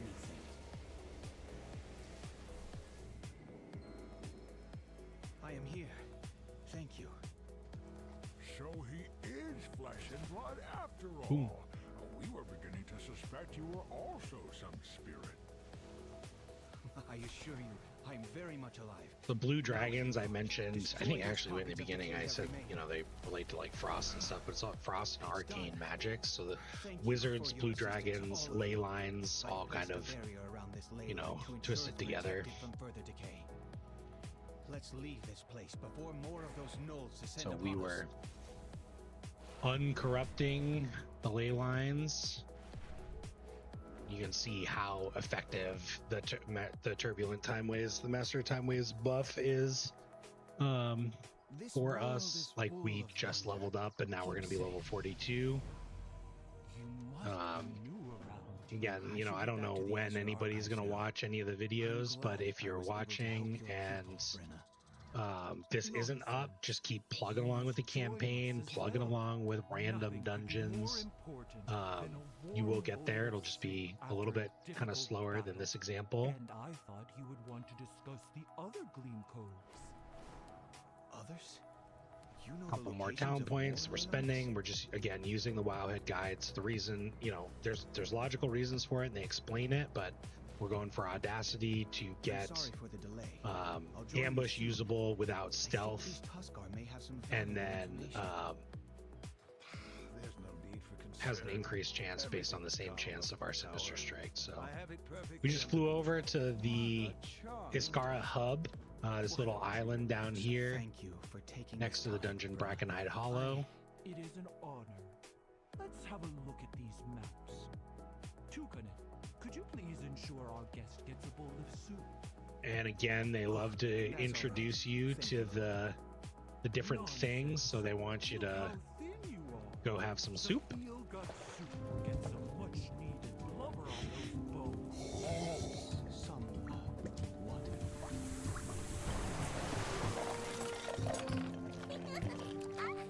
Oh, also, the kids are really cute. I forgot about that.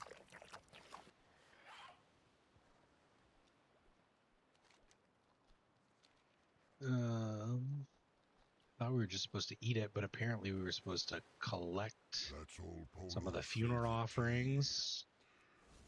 We're gonna help with a funeral. And some food, boat. Carved that for my son, Numurok. My son fell in Brackenhide, so it seems only right they should return to the sea. Shield. With its maker. A little hard to see the glow sometimes. Poloniac was a great fighter. He once took a blow from a charging. And then their inn is actually underground, so we're gonna go down here. We're looking.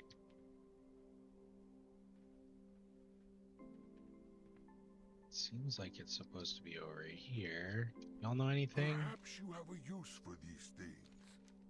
Now, you be careful out there. Sometimes the quests will have some info for you, but of course there it is. As the tales go, if old Pinoliac's spirit returns to us restless, Go to we the will boat. carve a stone statue for it to rest with. Thank you, traveler. We should be just about done here. Could you tell Brenna? Back to the I'm glad chieftain. we met, friend. The chieftain did have a quest for Brackenhide Hollow. I'm just gonna pick it up and I'm gonna hide it, just in case we go in there. We've got the quest already. If you're doing the Random Dungeons instead of Timewalking, this is a great time to pick up that quest, because Brackenhide Hollow is one of the Random Dungeons in the rotation.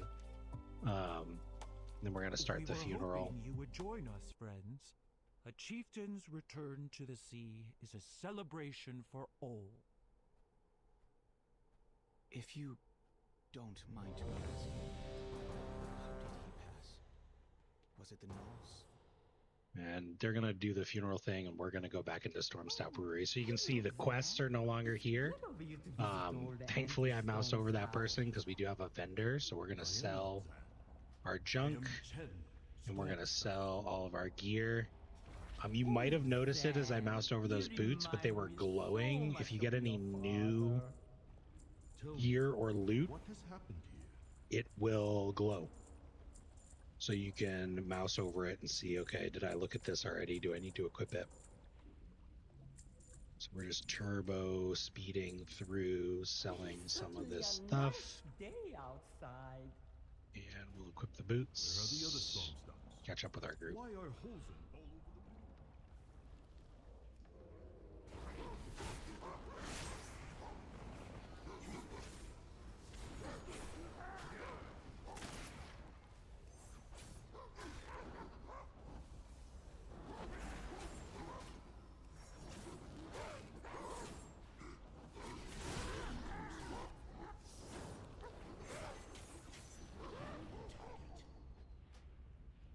the just gonna switch back to game music here. Just going into so many different locations. There's plenty of good soundtracks. So now we're just in here for completion. We're just trying to get through the dungeon as quick as we can to get that 30% bonus experience, or sorry, that 30 to 50k bonus experience from doing a random time walking dungeon. It'll keep the there we go. It'll keep the buff active for us as well.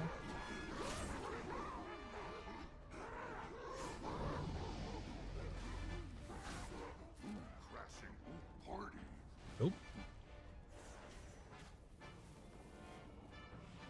So I didn't really talk about this boss the first time because we were talking about something else, but this boss,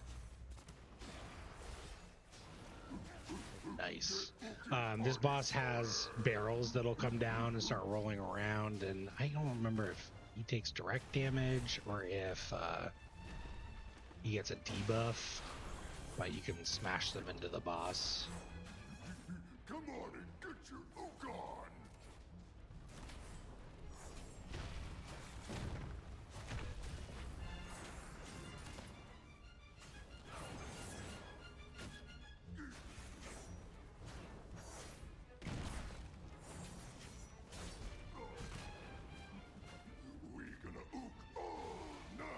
Yeah, it looks like it does about 7,000 damage at my level. So it's probably pretty good to do that. Collecting those time warp badges. And this is a good time too to talk about, like, hey, you know, I mentioned I'm not going to go and take a look at the time walking vendor in Pandaria. One, I don't even think I can because it's the first character that is being leveled on this account, so we're really kind of like railroaded into the Dragonflight quests. But maybe it is possible. It's like, okay, well, hey Yogurt, I really want to know what this object does. The Wowhead resource that I talked about earlier is not just for class guides and leveling guides. You can also use it to learn more about any item in the game. It is a database. So you could go to Wowhead on your browser. You can type in Time Warp badge up in the search bar up at the top, and you'll find plenty of resources, guides, ways to use it, what you could use it on. So as well as the history.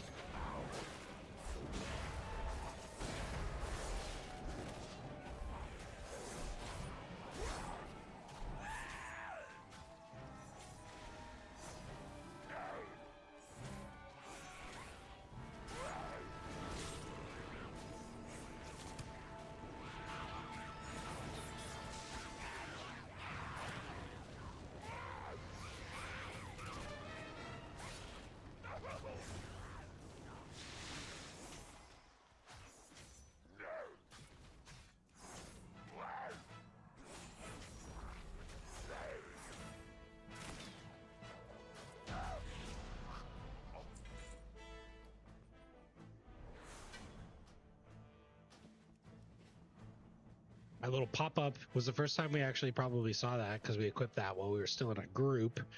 Loot is tradable with the people that you acquired it from or with.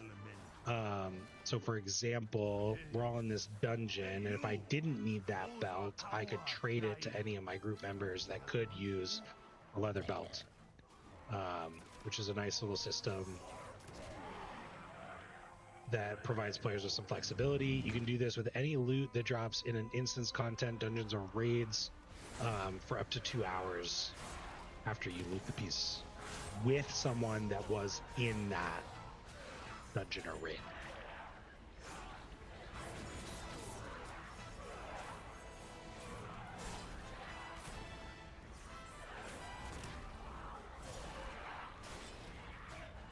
Should be kicking more, but I'm having fun doing damage now. Does that mean we can stop coming here now?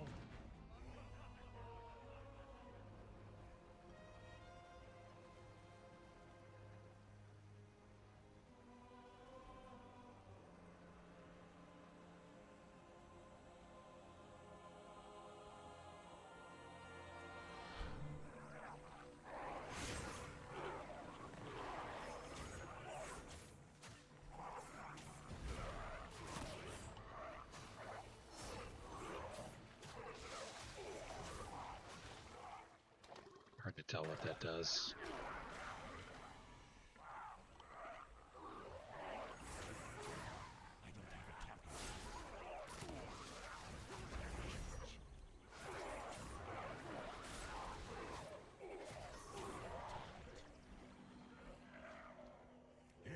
You can see another quick dungeon. So close. I'm gonna level up from this one, so we'll be hitting level 43.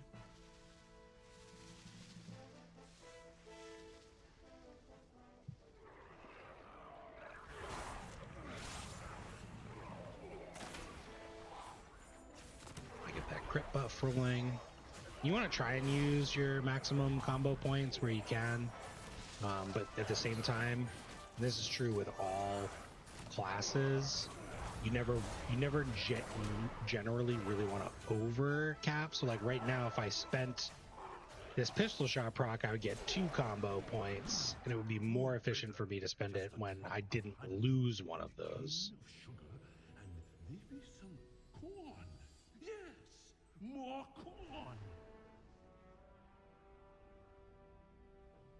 Blood Decay doesn't seem to want to really be doing this, so we're just gonna head on in.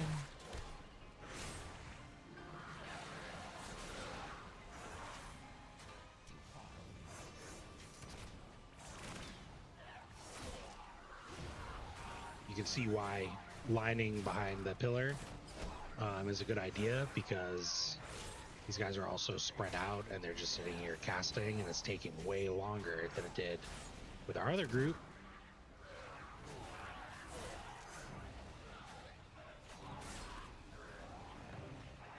Not that it's the end of the world, nobody's dying. I could be kicking more, bringing these guys in.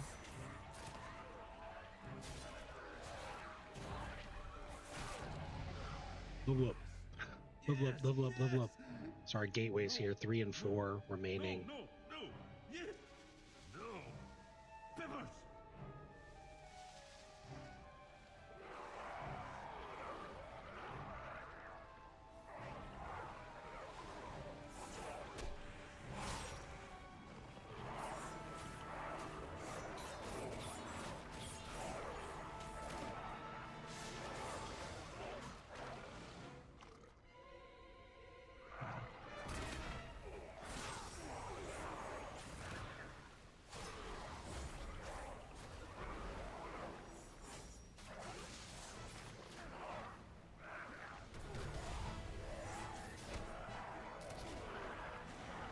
Whoa! It always procs right at the end. Hopefully we'll have it long enough.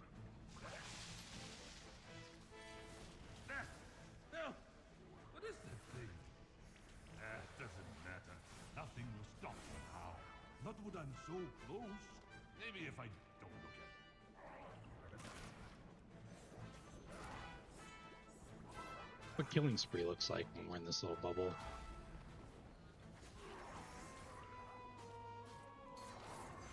Yeah.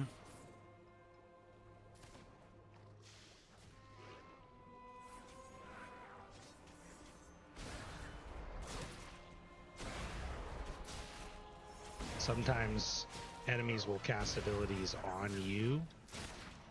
So you can see here, I'm like shooting beer out of my ears, so I want to make sure that I'm not pointing that at my friends.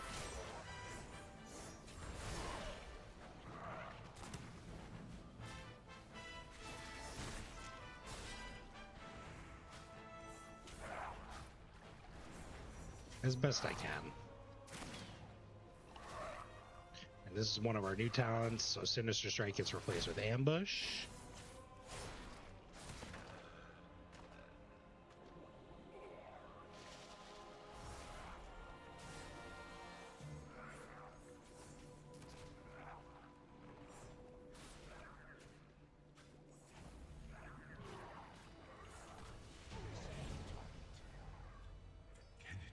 got big. Oh, we got a whole level just from that quest. That's crazy. It's so fast to level. Oh my god. Our timeways buff. Holy smokes, we got like 2. So again, if you're a playing a class that can heal or tank, might not be the best for a absolutely brand new player, but if you're playing a class that can heal or tank, then you will get into these dungeon queues at a much greater rate. You'll be able to just basically do those continuously. So I would definitely recommend, just to get like used to the world a little bit, probably going through the Dragonflight campaign, but it's definitely not mandatory. And what we're going to do with this video series as it continues on is, How did he pass? you know, this is the first character on this account, so it's got nothing. As soon as we buy the War Within expansion, we're going to get a level 70 character boost. And when that happens, when we unlock the War Within, if you're really just looking to like jump into the end game in World of Warcraft, you don't really care about dragon riding and some of the lore, the history, you can absolutely do that. When we hit level 70, I'll go through everything and we'll talk about like, okay, you know, this is what you need to know. And in that case, you are going to be going through a leveling campaign because you'll want to do that to sort of unlock the different expansion features and get introduced to different factions. So what we're doing here is going to be very similar to what you would do at level 70. We're going to do that again. We're going to do it over. So, but in a different setting, Go of course. ahead, friend. You can have the honor of pushing his Push the boat boat out in. to sea for your help protecting Iskara. You treasured us all.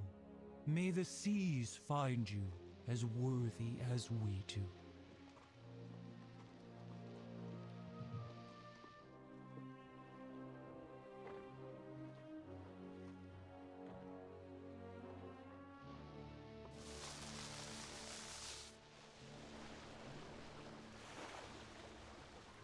Look!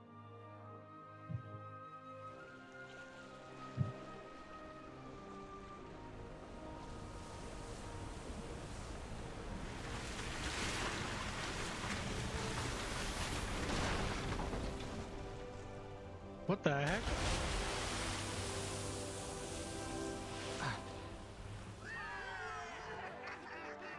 Lord himself has chosen Penolia!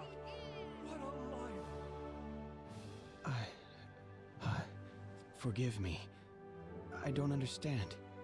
How can you find such joy in the passing of family? It is not that we are not sad for his passing, Kalak, but in celebrating his life, he shall remain with us forever. What better way to strengthen the bonds of the family that remains than celebrating all who came before?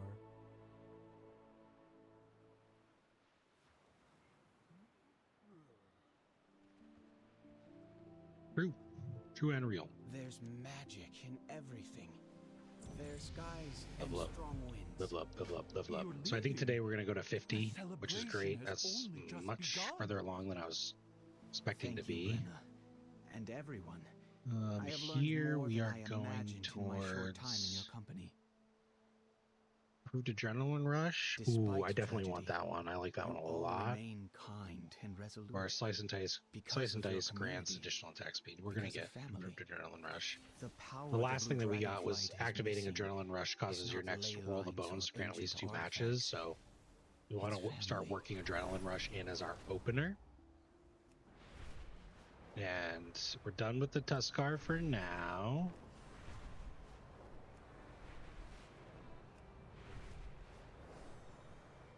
So we're gonna fly back. And how am I gaining altitude? I'm just pointing up and I am pressing the space bar where you could press skyward ascent. And I'm sure you noticed it but I just noticed it. We've unlocked more of our dragon riding talents. Away fatigue. they just seem to be applied naturally as we level up. So we got 2 additional points of vigor to work with. And we're going back to continue working with Calicos. I've repaired several ley lines, and our friend here helped repair a major one. Has the Oathstone been This unlocks repowered? Whirling Surge Some power and has my favorite returned to Drake. it, but Super I excited. Fear something still is preventing its true power from emerging. Perhaps it has enough power. I hope that worked. I need my flight. We will see in due time.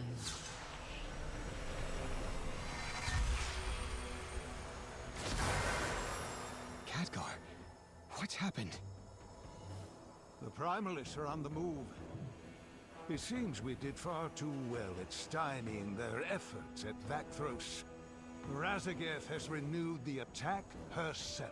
If Vakthros falls, the whole of the Azure Span will fall with it. Quickly then, we must stop her before all is lost. Hopefully, we won't have to face her alone. Vakthros is connected to the major ley lines in Azure Span. If it is destroyed, the Archive's child, you cannot show any mercy Just to want to make sure Razageth. that we get She has made her roll choice. forward. I understand. No, you do not. You have a kind Oh, where it soul. went. I know you hesitate at the thought of fighting any more of your own kind. I showed too much mercy. We're up to 4 once, mounts now. 3 of them are dragons. twice, many times. Before long, it was too This late. one's my favorite. You speak. Big Blue. Just a good dragon model. I started flying upwards, but we actually want to go down. Well, and then they're going to take us upwards. Of course they are. Oh, they're going to take us home? They're going to take us somewhere.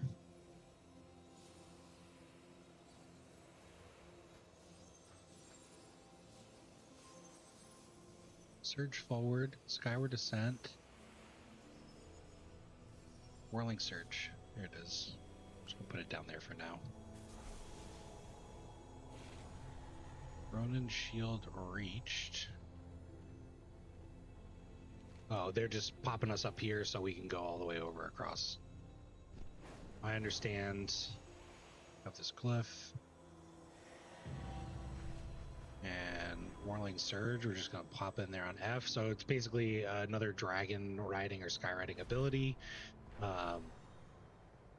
With Skyward Descent, it brings us upward. If we point it up, we go further up. Surge forward, we go forward. And then Whirling Surge, 30-second cooldown. Costs 3 vigor, but it kind of pushes you a little bit further. Honestly, like, not sure if it's better than just hitting Surge forward 3 times or just flying upward and then dropping at a faster rate.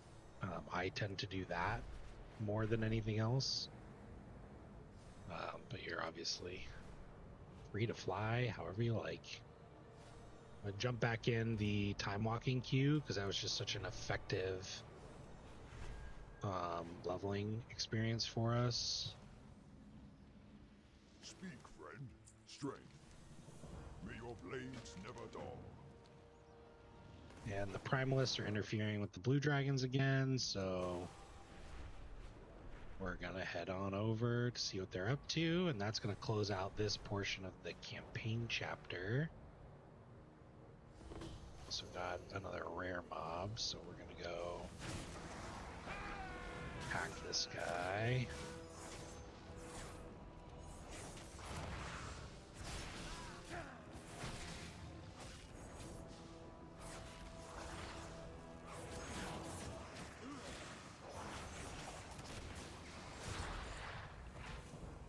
$6,000 experience and a trinket. It's a strength trinket. You can see strength is grayed out down in the bottom, so we can't use that. I'll reinforce the wards around the tower and keep Razageth busy. I'll join you once I deal with these proto-dragons and the swath of elemental magic barraging me from the ground. Come back soon. There is much we can learn here. Keep your guard up. Meet the Primalists.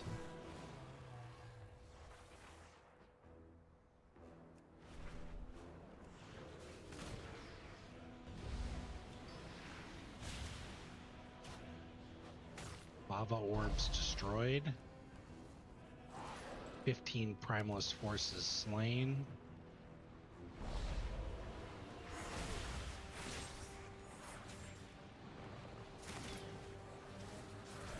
Rasagath, I'm giving you one chance to stop this insanity. Your flight lies in ruins. What good did clinging to Titan magic do for you?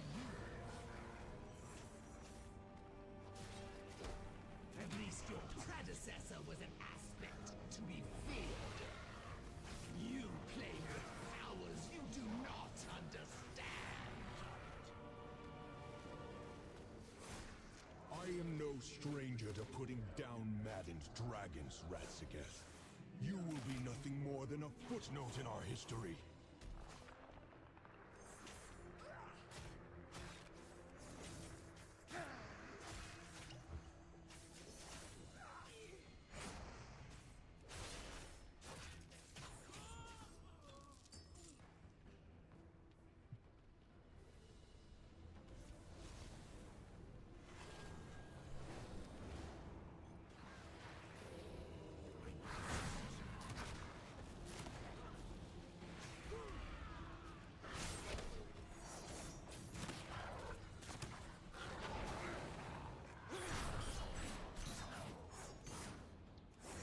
That didn't work out very well for me.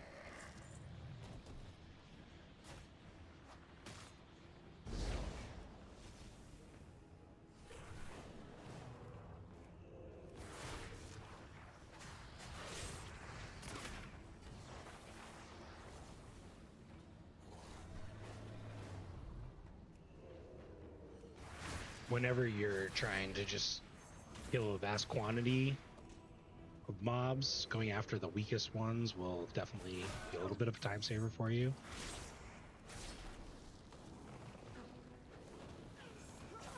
You just kill more faster. You can see these guys are taking a little bit longer.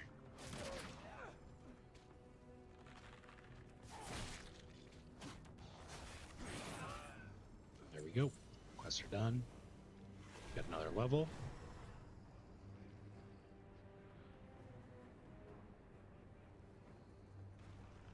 Observe and reflect.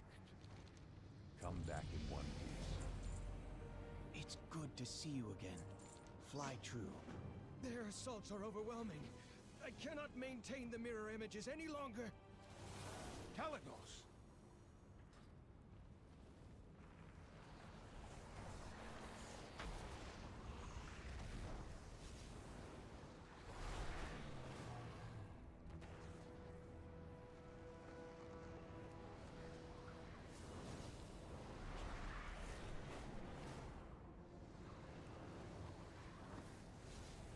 Primal energies recovered. That's our other quest here. Drain the energy from defeated primalists within 6 yards of you. Okay, I see some primalists here. Looks like they seem to be casters, which is a little unfortunate, so we're just going to Cloak of Shadows. We're going to kick to bring this guy in.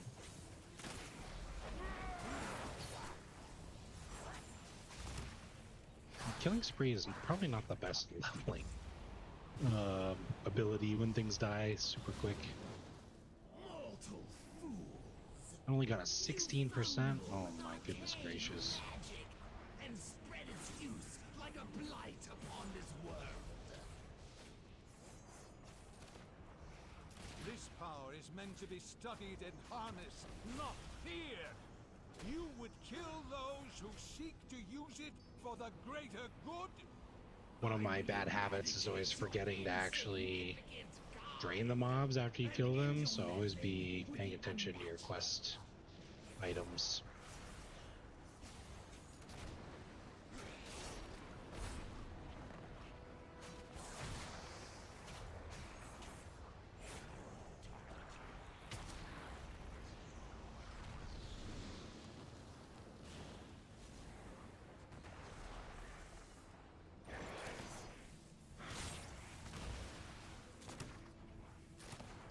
cautious here.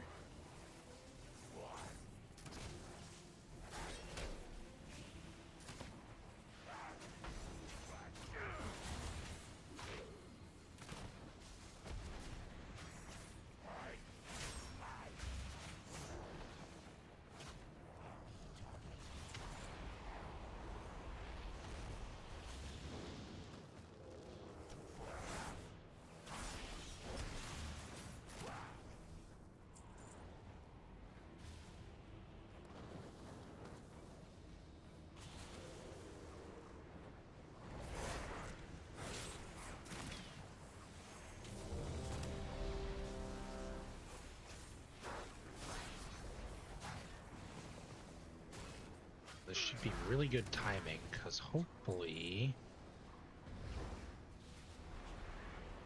what we could do here is get a couple levels and then finish off the campaign along with level 50.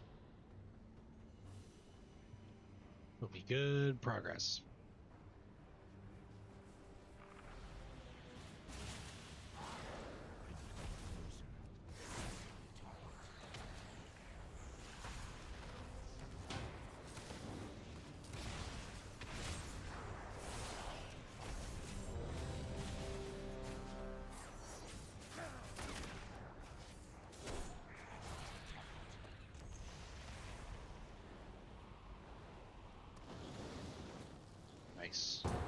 Nice. Oh, cool. This is a dungeon that we haven't done yet. This is Scholomance. This is actually a dungeon from Classic WoW that got a facelift in Mists of Pandaria. So I don't actually know if there's any quests inside. We'll keep an eye out for them.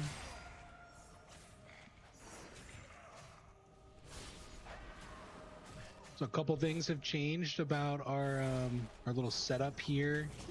One of those is when we press Adrenaline Rush, we get full combo points, which is great. A common skip in Scholomance is just jump down here and just start attacking the boss. And then when we Adrenaline Rush, Your soul cannot withstand my power. the next time we roll the bones, we're going to get guaranteed two dice results, 2 matches.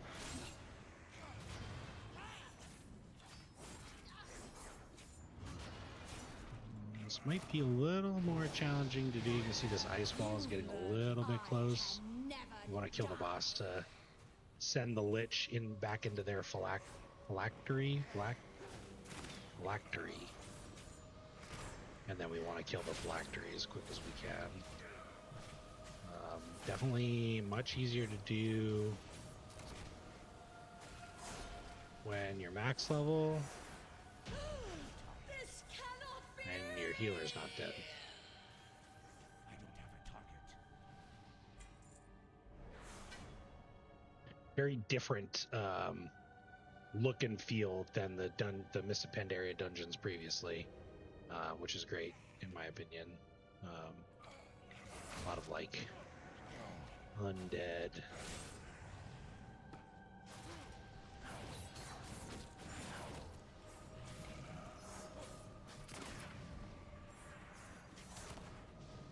Hope I don't die.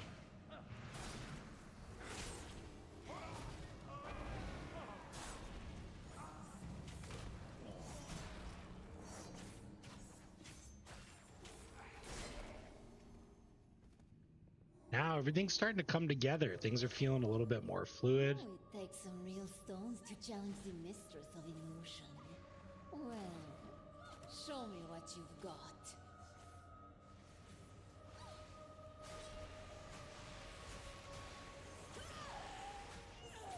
This boss does that little frontal.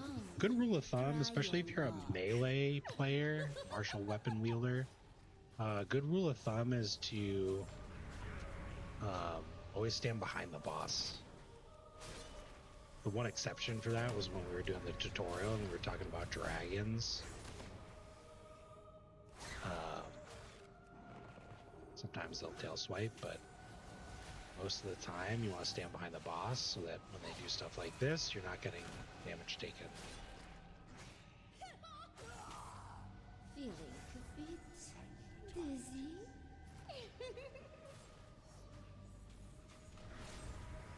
I don't know if there's a way to tell which the right one is, but it's not apparent to me. This one does seem to be taking forever to kill.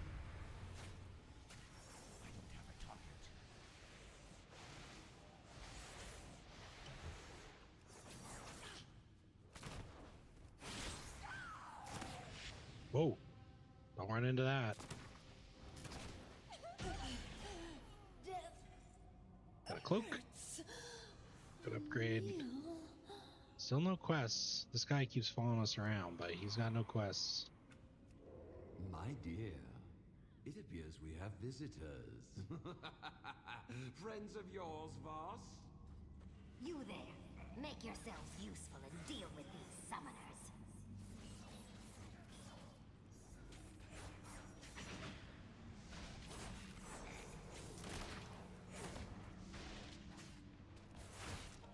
You have to kill all the summoners in this room before you can summon the next boss. And unfortunately, they like to cast, and they're just like standing in one spot. So I should be attacking with a group instead of just attacking my own one, but The weaving of flesh and bone and soul.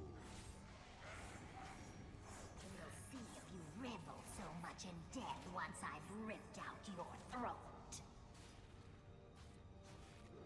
You too are beautiful. they're not kickable. Have you looked in a mirror recently? They're not stunnable. Pay for your tongue.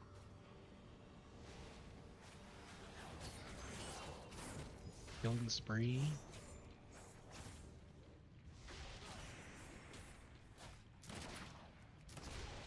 My dear, you should embrace this gift that has been bestowed. Usually you kill this much faster, and the boss much faster, but because this group is new, might actually have to do a mechanic. So what you want to do is pick up one of these bone piles, and it's going to give you a 5-minute buff that absorbs the next bone spell. I don't know if it's necessarily what we need as a DPS, but I believe the tank needs it.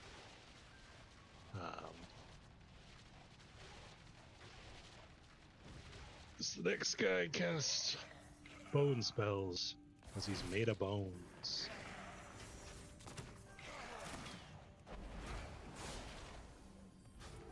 Much more fluid rotation there. We opened, we had plenty of combo points, we hit between the eyes.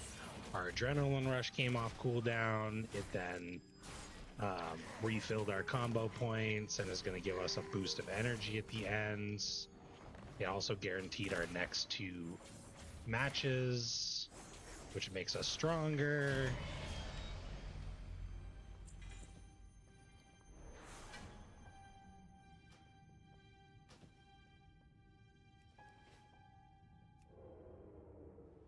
Level 47. Slice and dice makes us attack faster. Now, talents that do impact abilities, even if you don't use them, will still have that impact. So like slice and dice, we generate 3 seconds of it naturally per combo point, and even though this talent, even though we're not actively casting it, we're still going to get the benefit of slice and dice granting additional attack speed equal to 100% of your haste. Kind of a roundabout way of putting that, but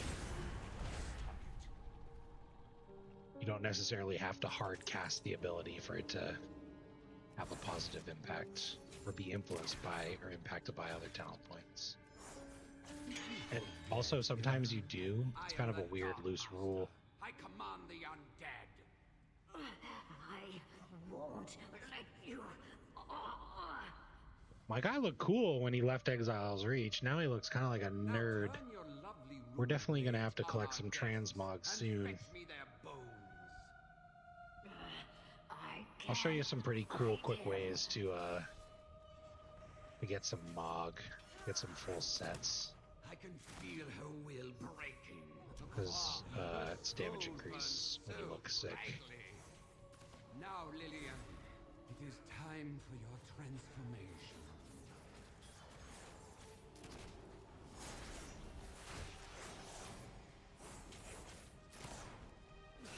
End it now! What's I don't even know what her abilities are. Necromancer! Kill her and take the loot. the bones? You rat! Leave me to die alone, please.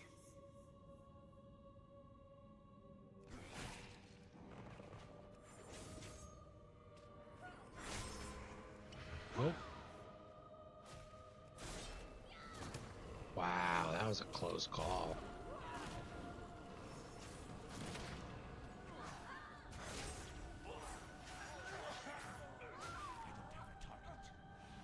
I did see when we leveled up most recently, it wasn't outlined in our abilities, but it did say that Cloak of Shadows upgraded. So I don't know if it was a improvement. To teach a lesson. Anyways, last boss. We'll be done here. We'll get our bonus XP. We'll finish up the campaign.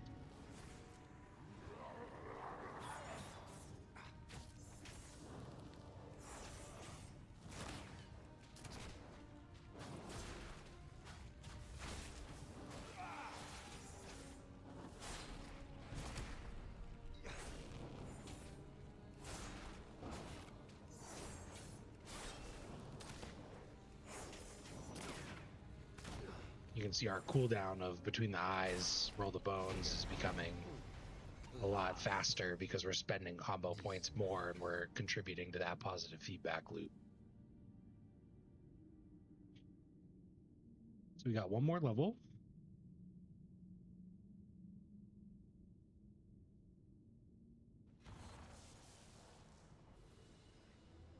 Yeah, we got one more talent point on the class tree and one talent point on the outlaw tree. Just gonna stealth to make sure I'm hidden. So we want to go back and start getting some of these. So the last one for us to get into our gateway is just rush setup, reducing the cost. You can see, okay, now we'll have access to the final area here. We're gonna have a fair few combo points to work with, or talent points to work with. So, and then on the class tree side, we got the Swift Slasher talent. So now we are going to, we picked up loaded dice, we picked up improved adrenaline rush. What are we missing? We seem to be missing one. This Thief's versatility, flat 3% verse increase. That's going to unlock our last gateway here. So we're getting into sort of the capstone area. This is where, for a lot of classes, you're going to start finding some of your most powerful abilities. On the class tree side of things, it not necessarily a ton of power associated with them, but sometimes there is. Mostly utility defense. Knowledge is power. Like, for example, in the class tree, we're actually going to get access to another combo point, which is crazy. As long as that stands, we have a chance to stop Oh, hey, what's going on, guy? I think I need to equip a disguise. So I just vanished there because what I started was the wrong thing. Read your quests. Equip the disguise. Looks like I'm still in combat with it, but...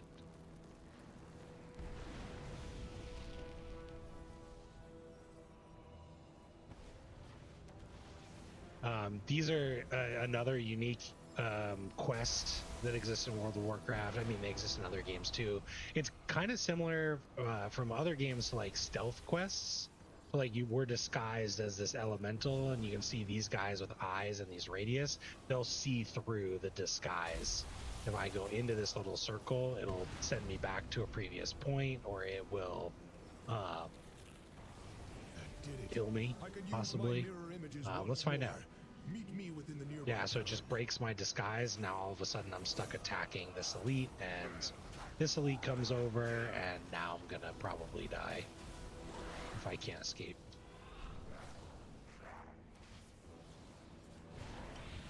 we can take advantage of tethering. So I'm like just trying to head back to the previous area that I was in until combat breaks without engaging any other mobs. So it can be a little bit tricky.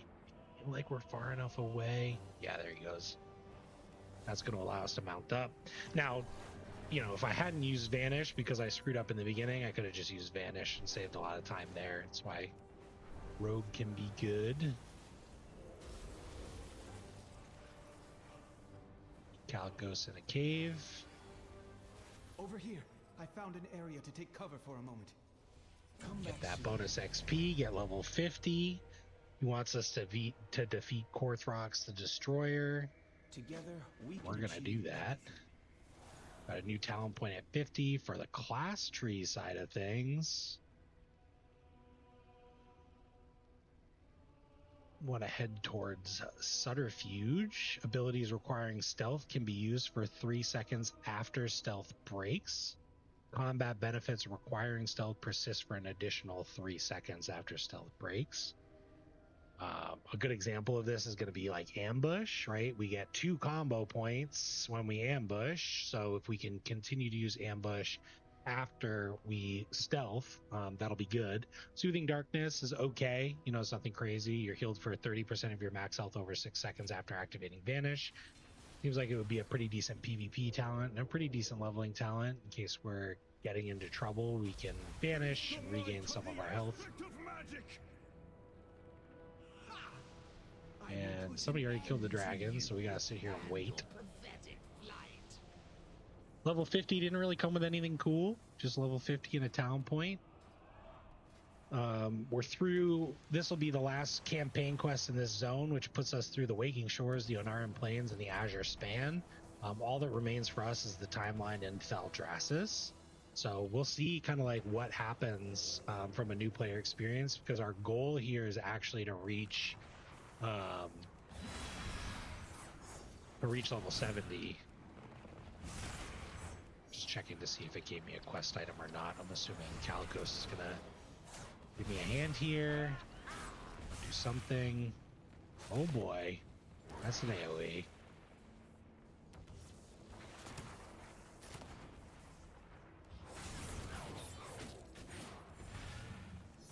Seek sanctuary. There we go.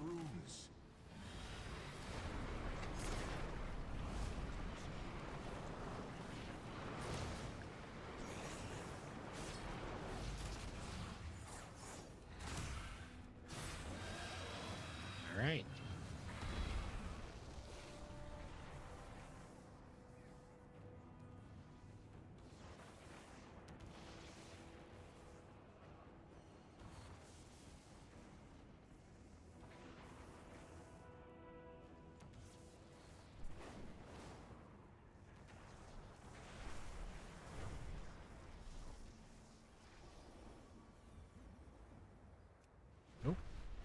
Sending me very far away according to that pin, but it actually looks like it's not that far away. It's right down here. Adventurer, you made it not a moment too soon. It's funny, I went the wrong way. The tower of its energy. Ooh, epic upgrade on our gloves. New shoulders, higher item level. Ride Khadgar's flying disc. Great, here we go again. Soon this land will lie in ruins, just like your dragon flight. Pathetic mortals, cowering behind the blue dragons and their titan magic. You will die alongside them.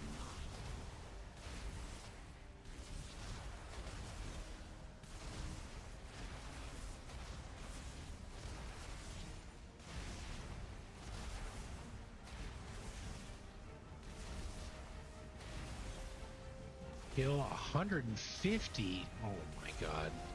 Oh, what does that do? Always look at your abilities.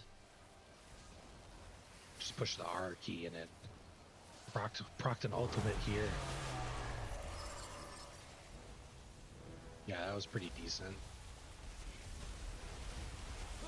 push that R key as soon as you can. If you're walking through the Dragonflight campaign, we would have been here for a while. There, below.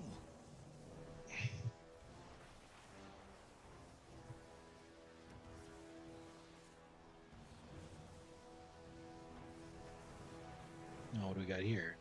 Call out the target for Calicos to dispel. Where? Oh, storm funnels. Okay. Read the quests. Storm funnels, top right here. And last one is over here. Good to go. Minions of the storm, hear my calls. Oh boy. The shield won't last much longer.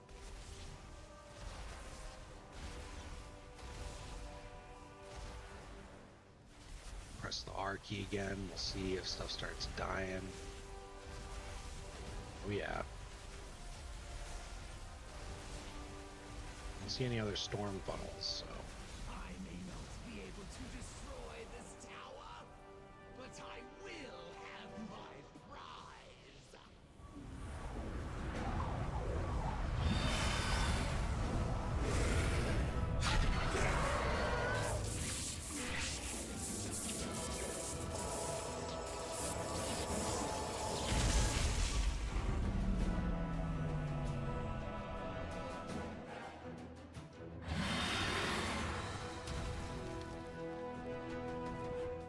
Weakling, you need a mortal to defend you. Abominations, both of you, and you will perish here, cold and alone. He is not alone. The hell are you?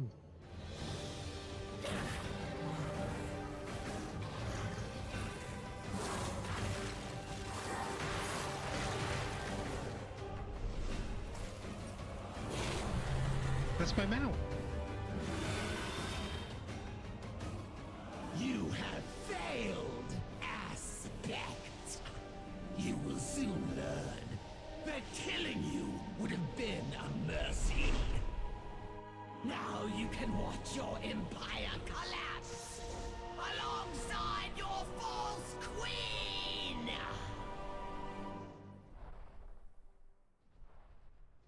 And she's been in many cutscenes so far, but you probably put together that Razageth is one of the main initial villains in the Dragonflight story arc. She's the main boss in the first raid, the expansion. Sindragosa is awaiting our return, and we should be able to reclaim the Oathstone.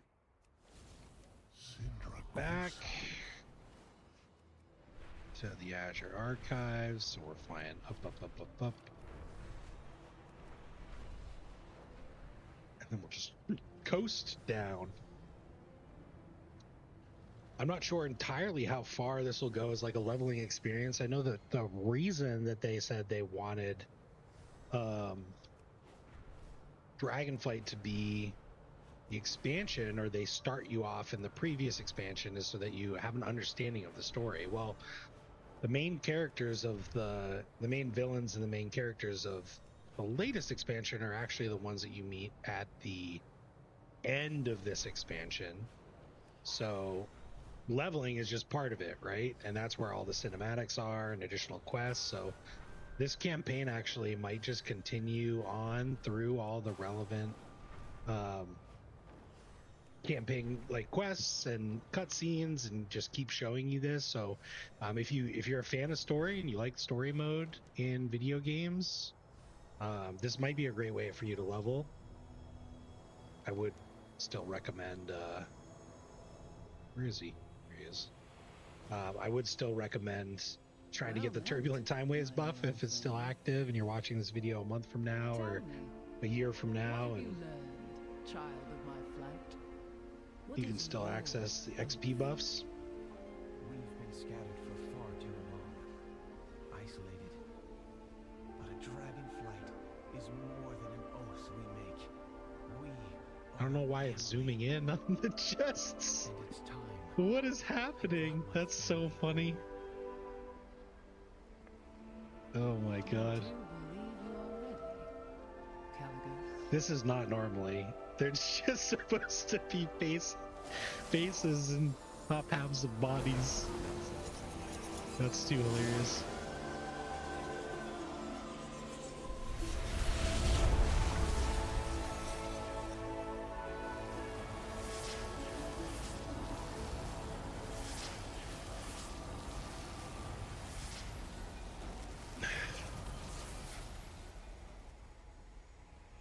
I know just what to do with you. There's our achievement, Azure Spanner. We also got level 51, which is sweet. I don't really know where I want to put that talent point, so how can I help? Work at that later. So travel to Valdrakken and meet with Alex Straza, the Lightfinder. So this is going to take us over into Don't wait for me. I'll be there when you arrive.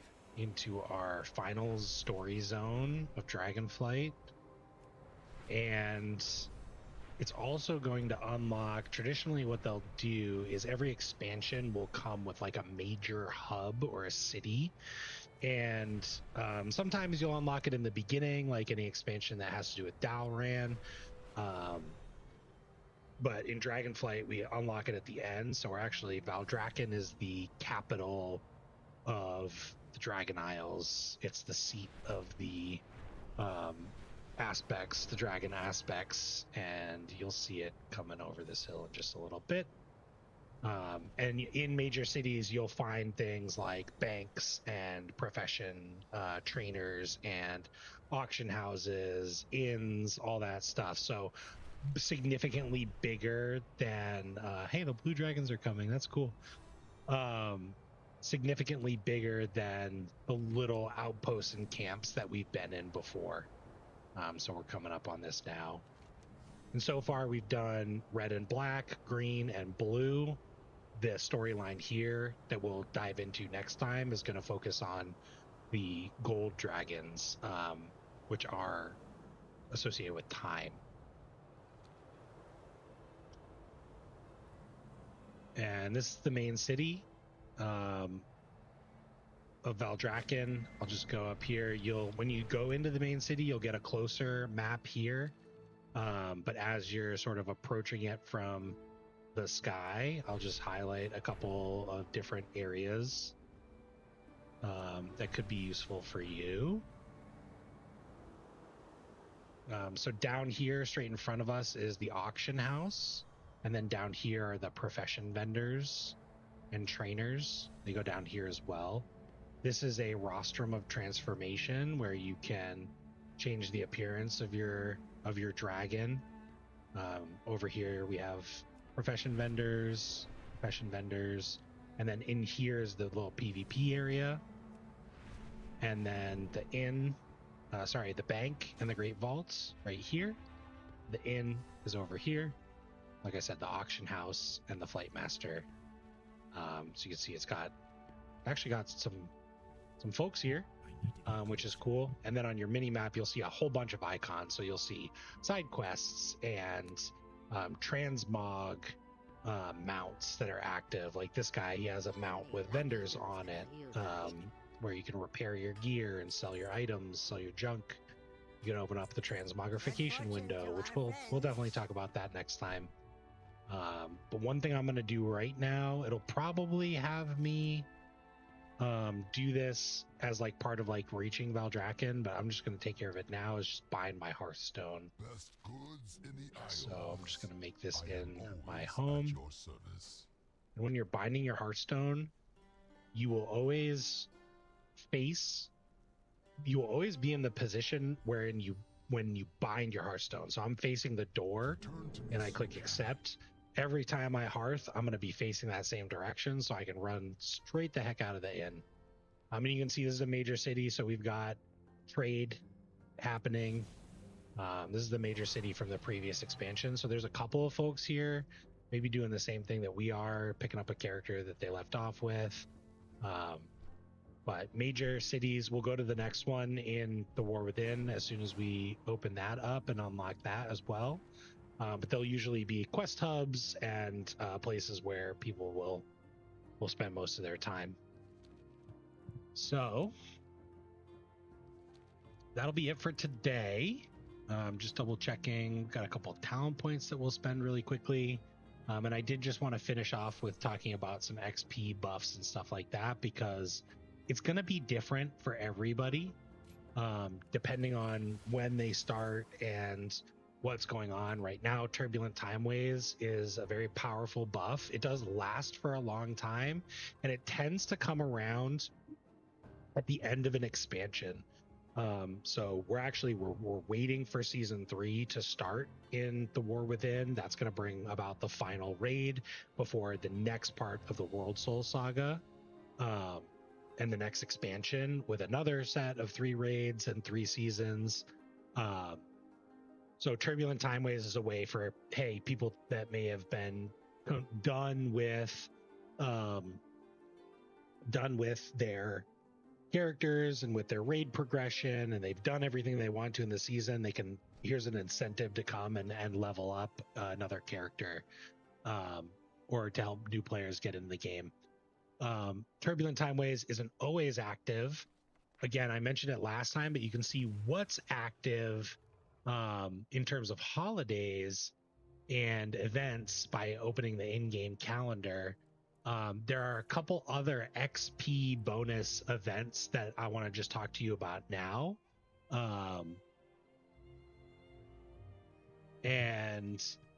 Those are the Darkmoon Faire. So you can see here, Darkmoon Faire runs from Sunday to Sunday. So the Darkmoon Faire will be up on July 6th.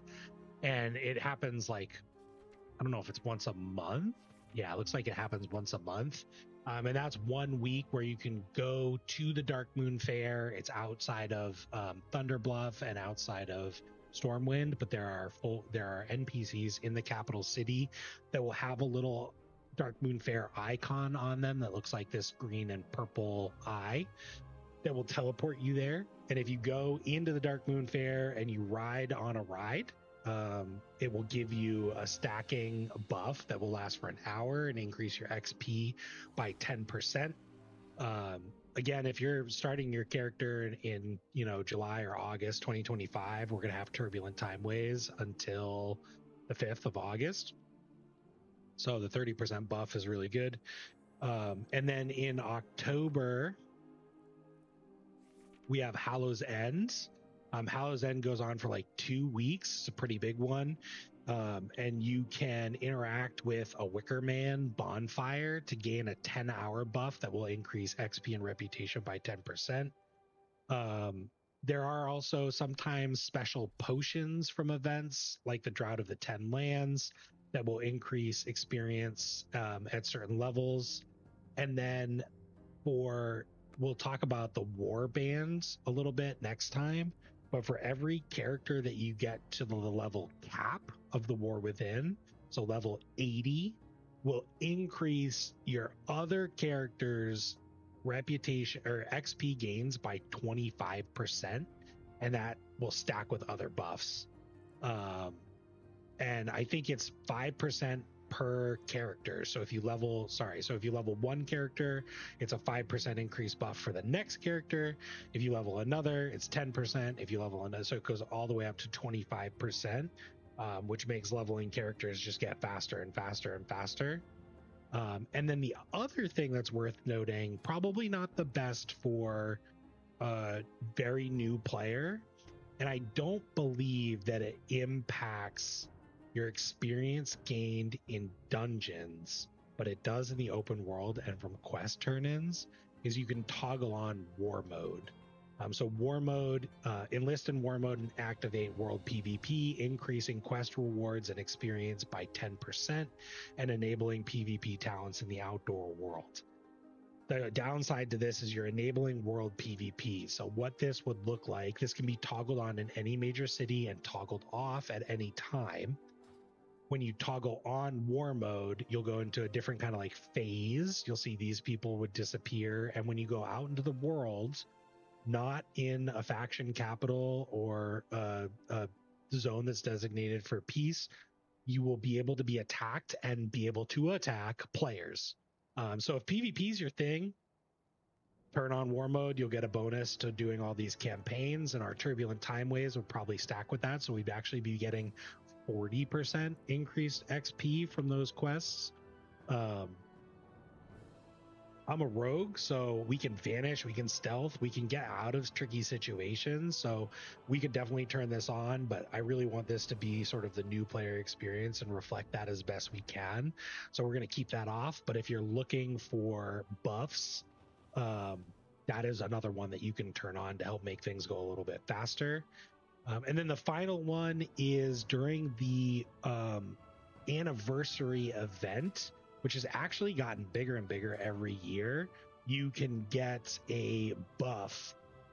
Typically, you'll get a passive 10% XP increase, but what'll happen is there'll be events and things that you can do while the 20th anniversary is happening, and you can increase that to another 10%. So it'll be 20%. Usually, it'll be a buff that it reflects the year that the anniversary is. So last year was the 20th anniversary, so it was a 20% XP buff. This year it'll be the 21st anniversary, so it might be 21%. But that's a great thing to do. It's also fun. They have a little hub in Azeroth outside of the Caverns of Time, which are in Kalimdor, down in Teneris, right here. Where we're going to go for our Warband quest eventually. And there's a bunch of events happening. There's like famous world bosses and mount contests and all sorts of things that you can do, along with old updated dungeons and raids and plenty of catch-up gear. So the 20th or the 21st anniversary will be another good time to level a character. But you can also just keep on trucking. So, you know, unlike me, you're not taking breaks in between each game session. You can just keep spamming those random dungeons and getting that bonus XP and doing quests. Basically, all the ways are very efficient. I would just kind of like follow your heart on what you want to do. If you want to learn a little bit more about the story, keep doing campaigns. If you want to just run dungeons and get used to group content, you can just run those over and over and over again. It's totally up to you, but keep an eye out for active buffs. Take a look at the calendar, see if there's anything going on. Right now we also have Midsummer Fire Festival. I know there is a buff here, but I don't think it's an XP buff. And keep an eye out for Timewalking. Timewalking Dungeons do tend to just be a little bit more efficient even without turbulent timeways. Kind of depending on what time walking we're doing, right? We're doing Mists of Pandaria right now. I don't know what they have for next week, but the different expansions have slower and faster dungeons, but either way, your bonus XP is going to be good. So even if you're not getting this 30% buff, doing those time walking dungeons can be a quick way to level characters. But thanks for watching. This is episode 4 of the new player guide to retail World of Warcraft, hosted by your pal Yogurt. I'm going to sign off for the day. Next time, we'll try to at least get to level 60. We will definitely get through the campaign in Daldrassus. It's a little bit shorter of a campaign, and we'll see kind of where it takes us next, because we'll be roughly around level 60 at that time. And we'll see if it continues along with the story and the campaign to sort of get you set up for the War Within. And then we'll also purchase the War Within expansion. We'll talk about the boost, and we'll get going into that. So thanks for watching. Like and subscribe if this has been helpful for you. And the knowledge will definitely be kicked up another notch as we sort of get into the most recent and current content in the game. And we'll start talking about endgame and get ready for our push for Ahead of the Curve achievement, which is a raid achievement, and start doing dungeons and leveling up our IO. So all that to come. Thanks for your support, and see you later.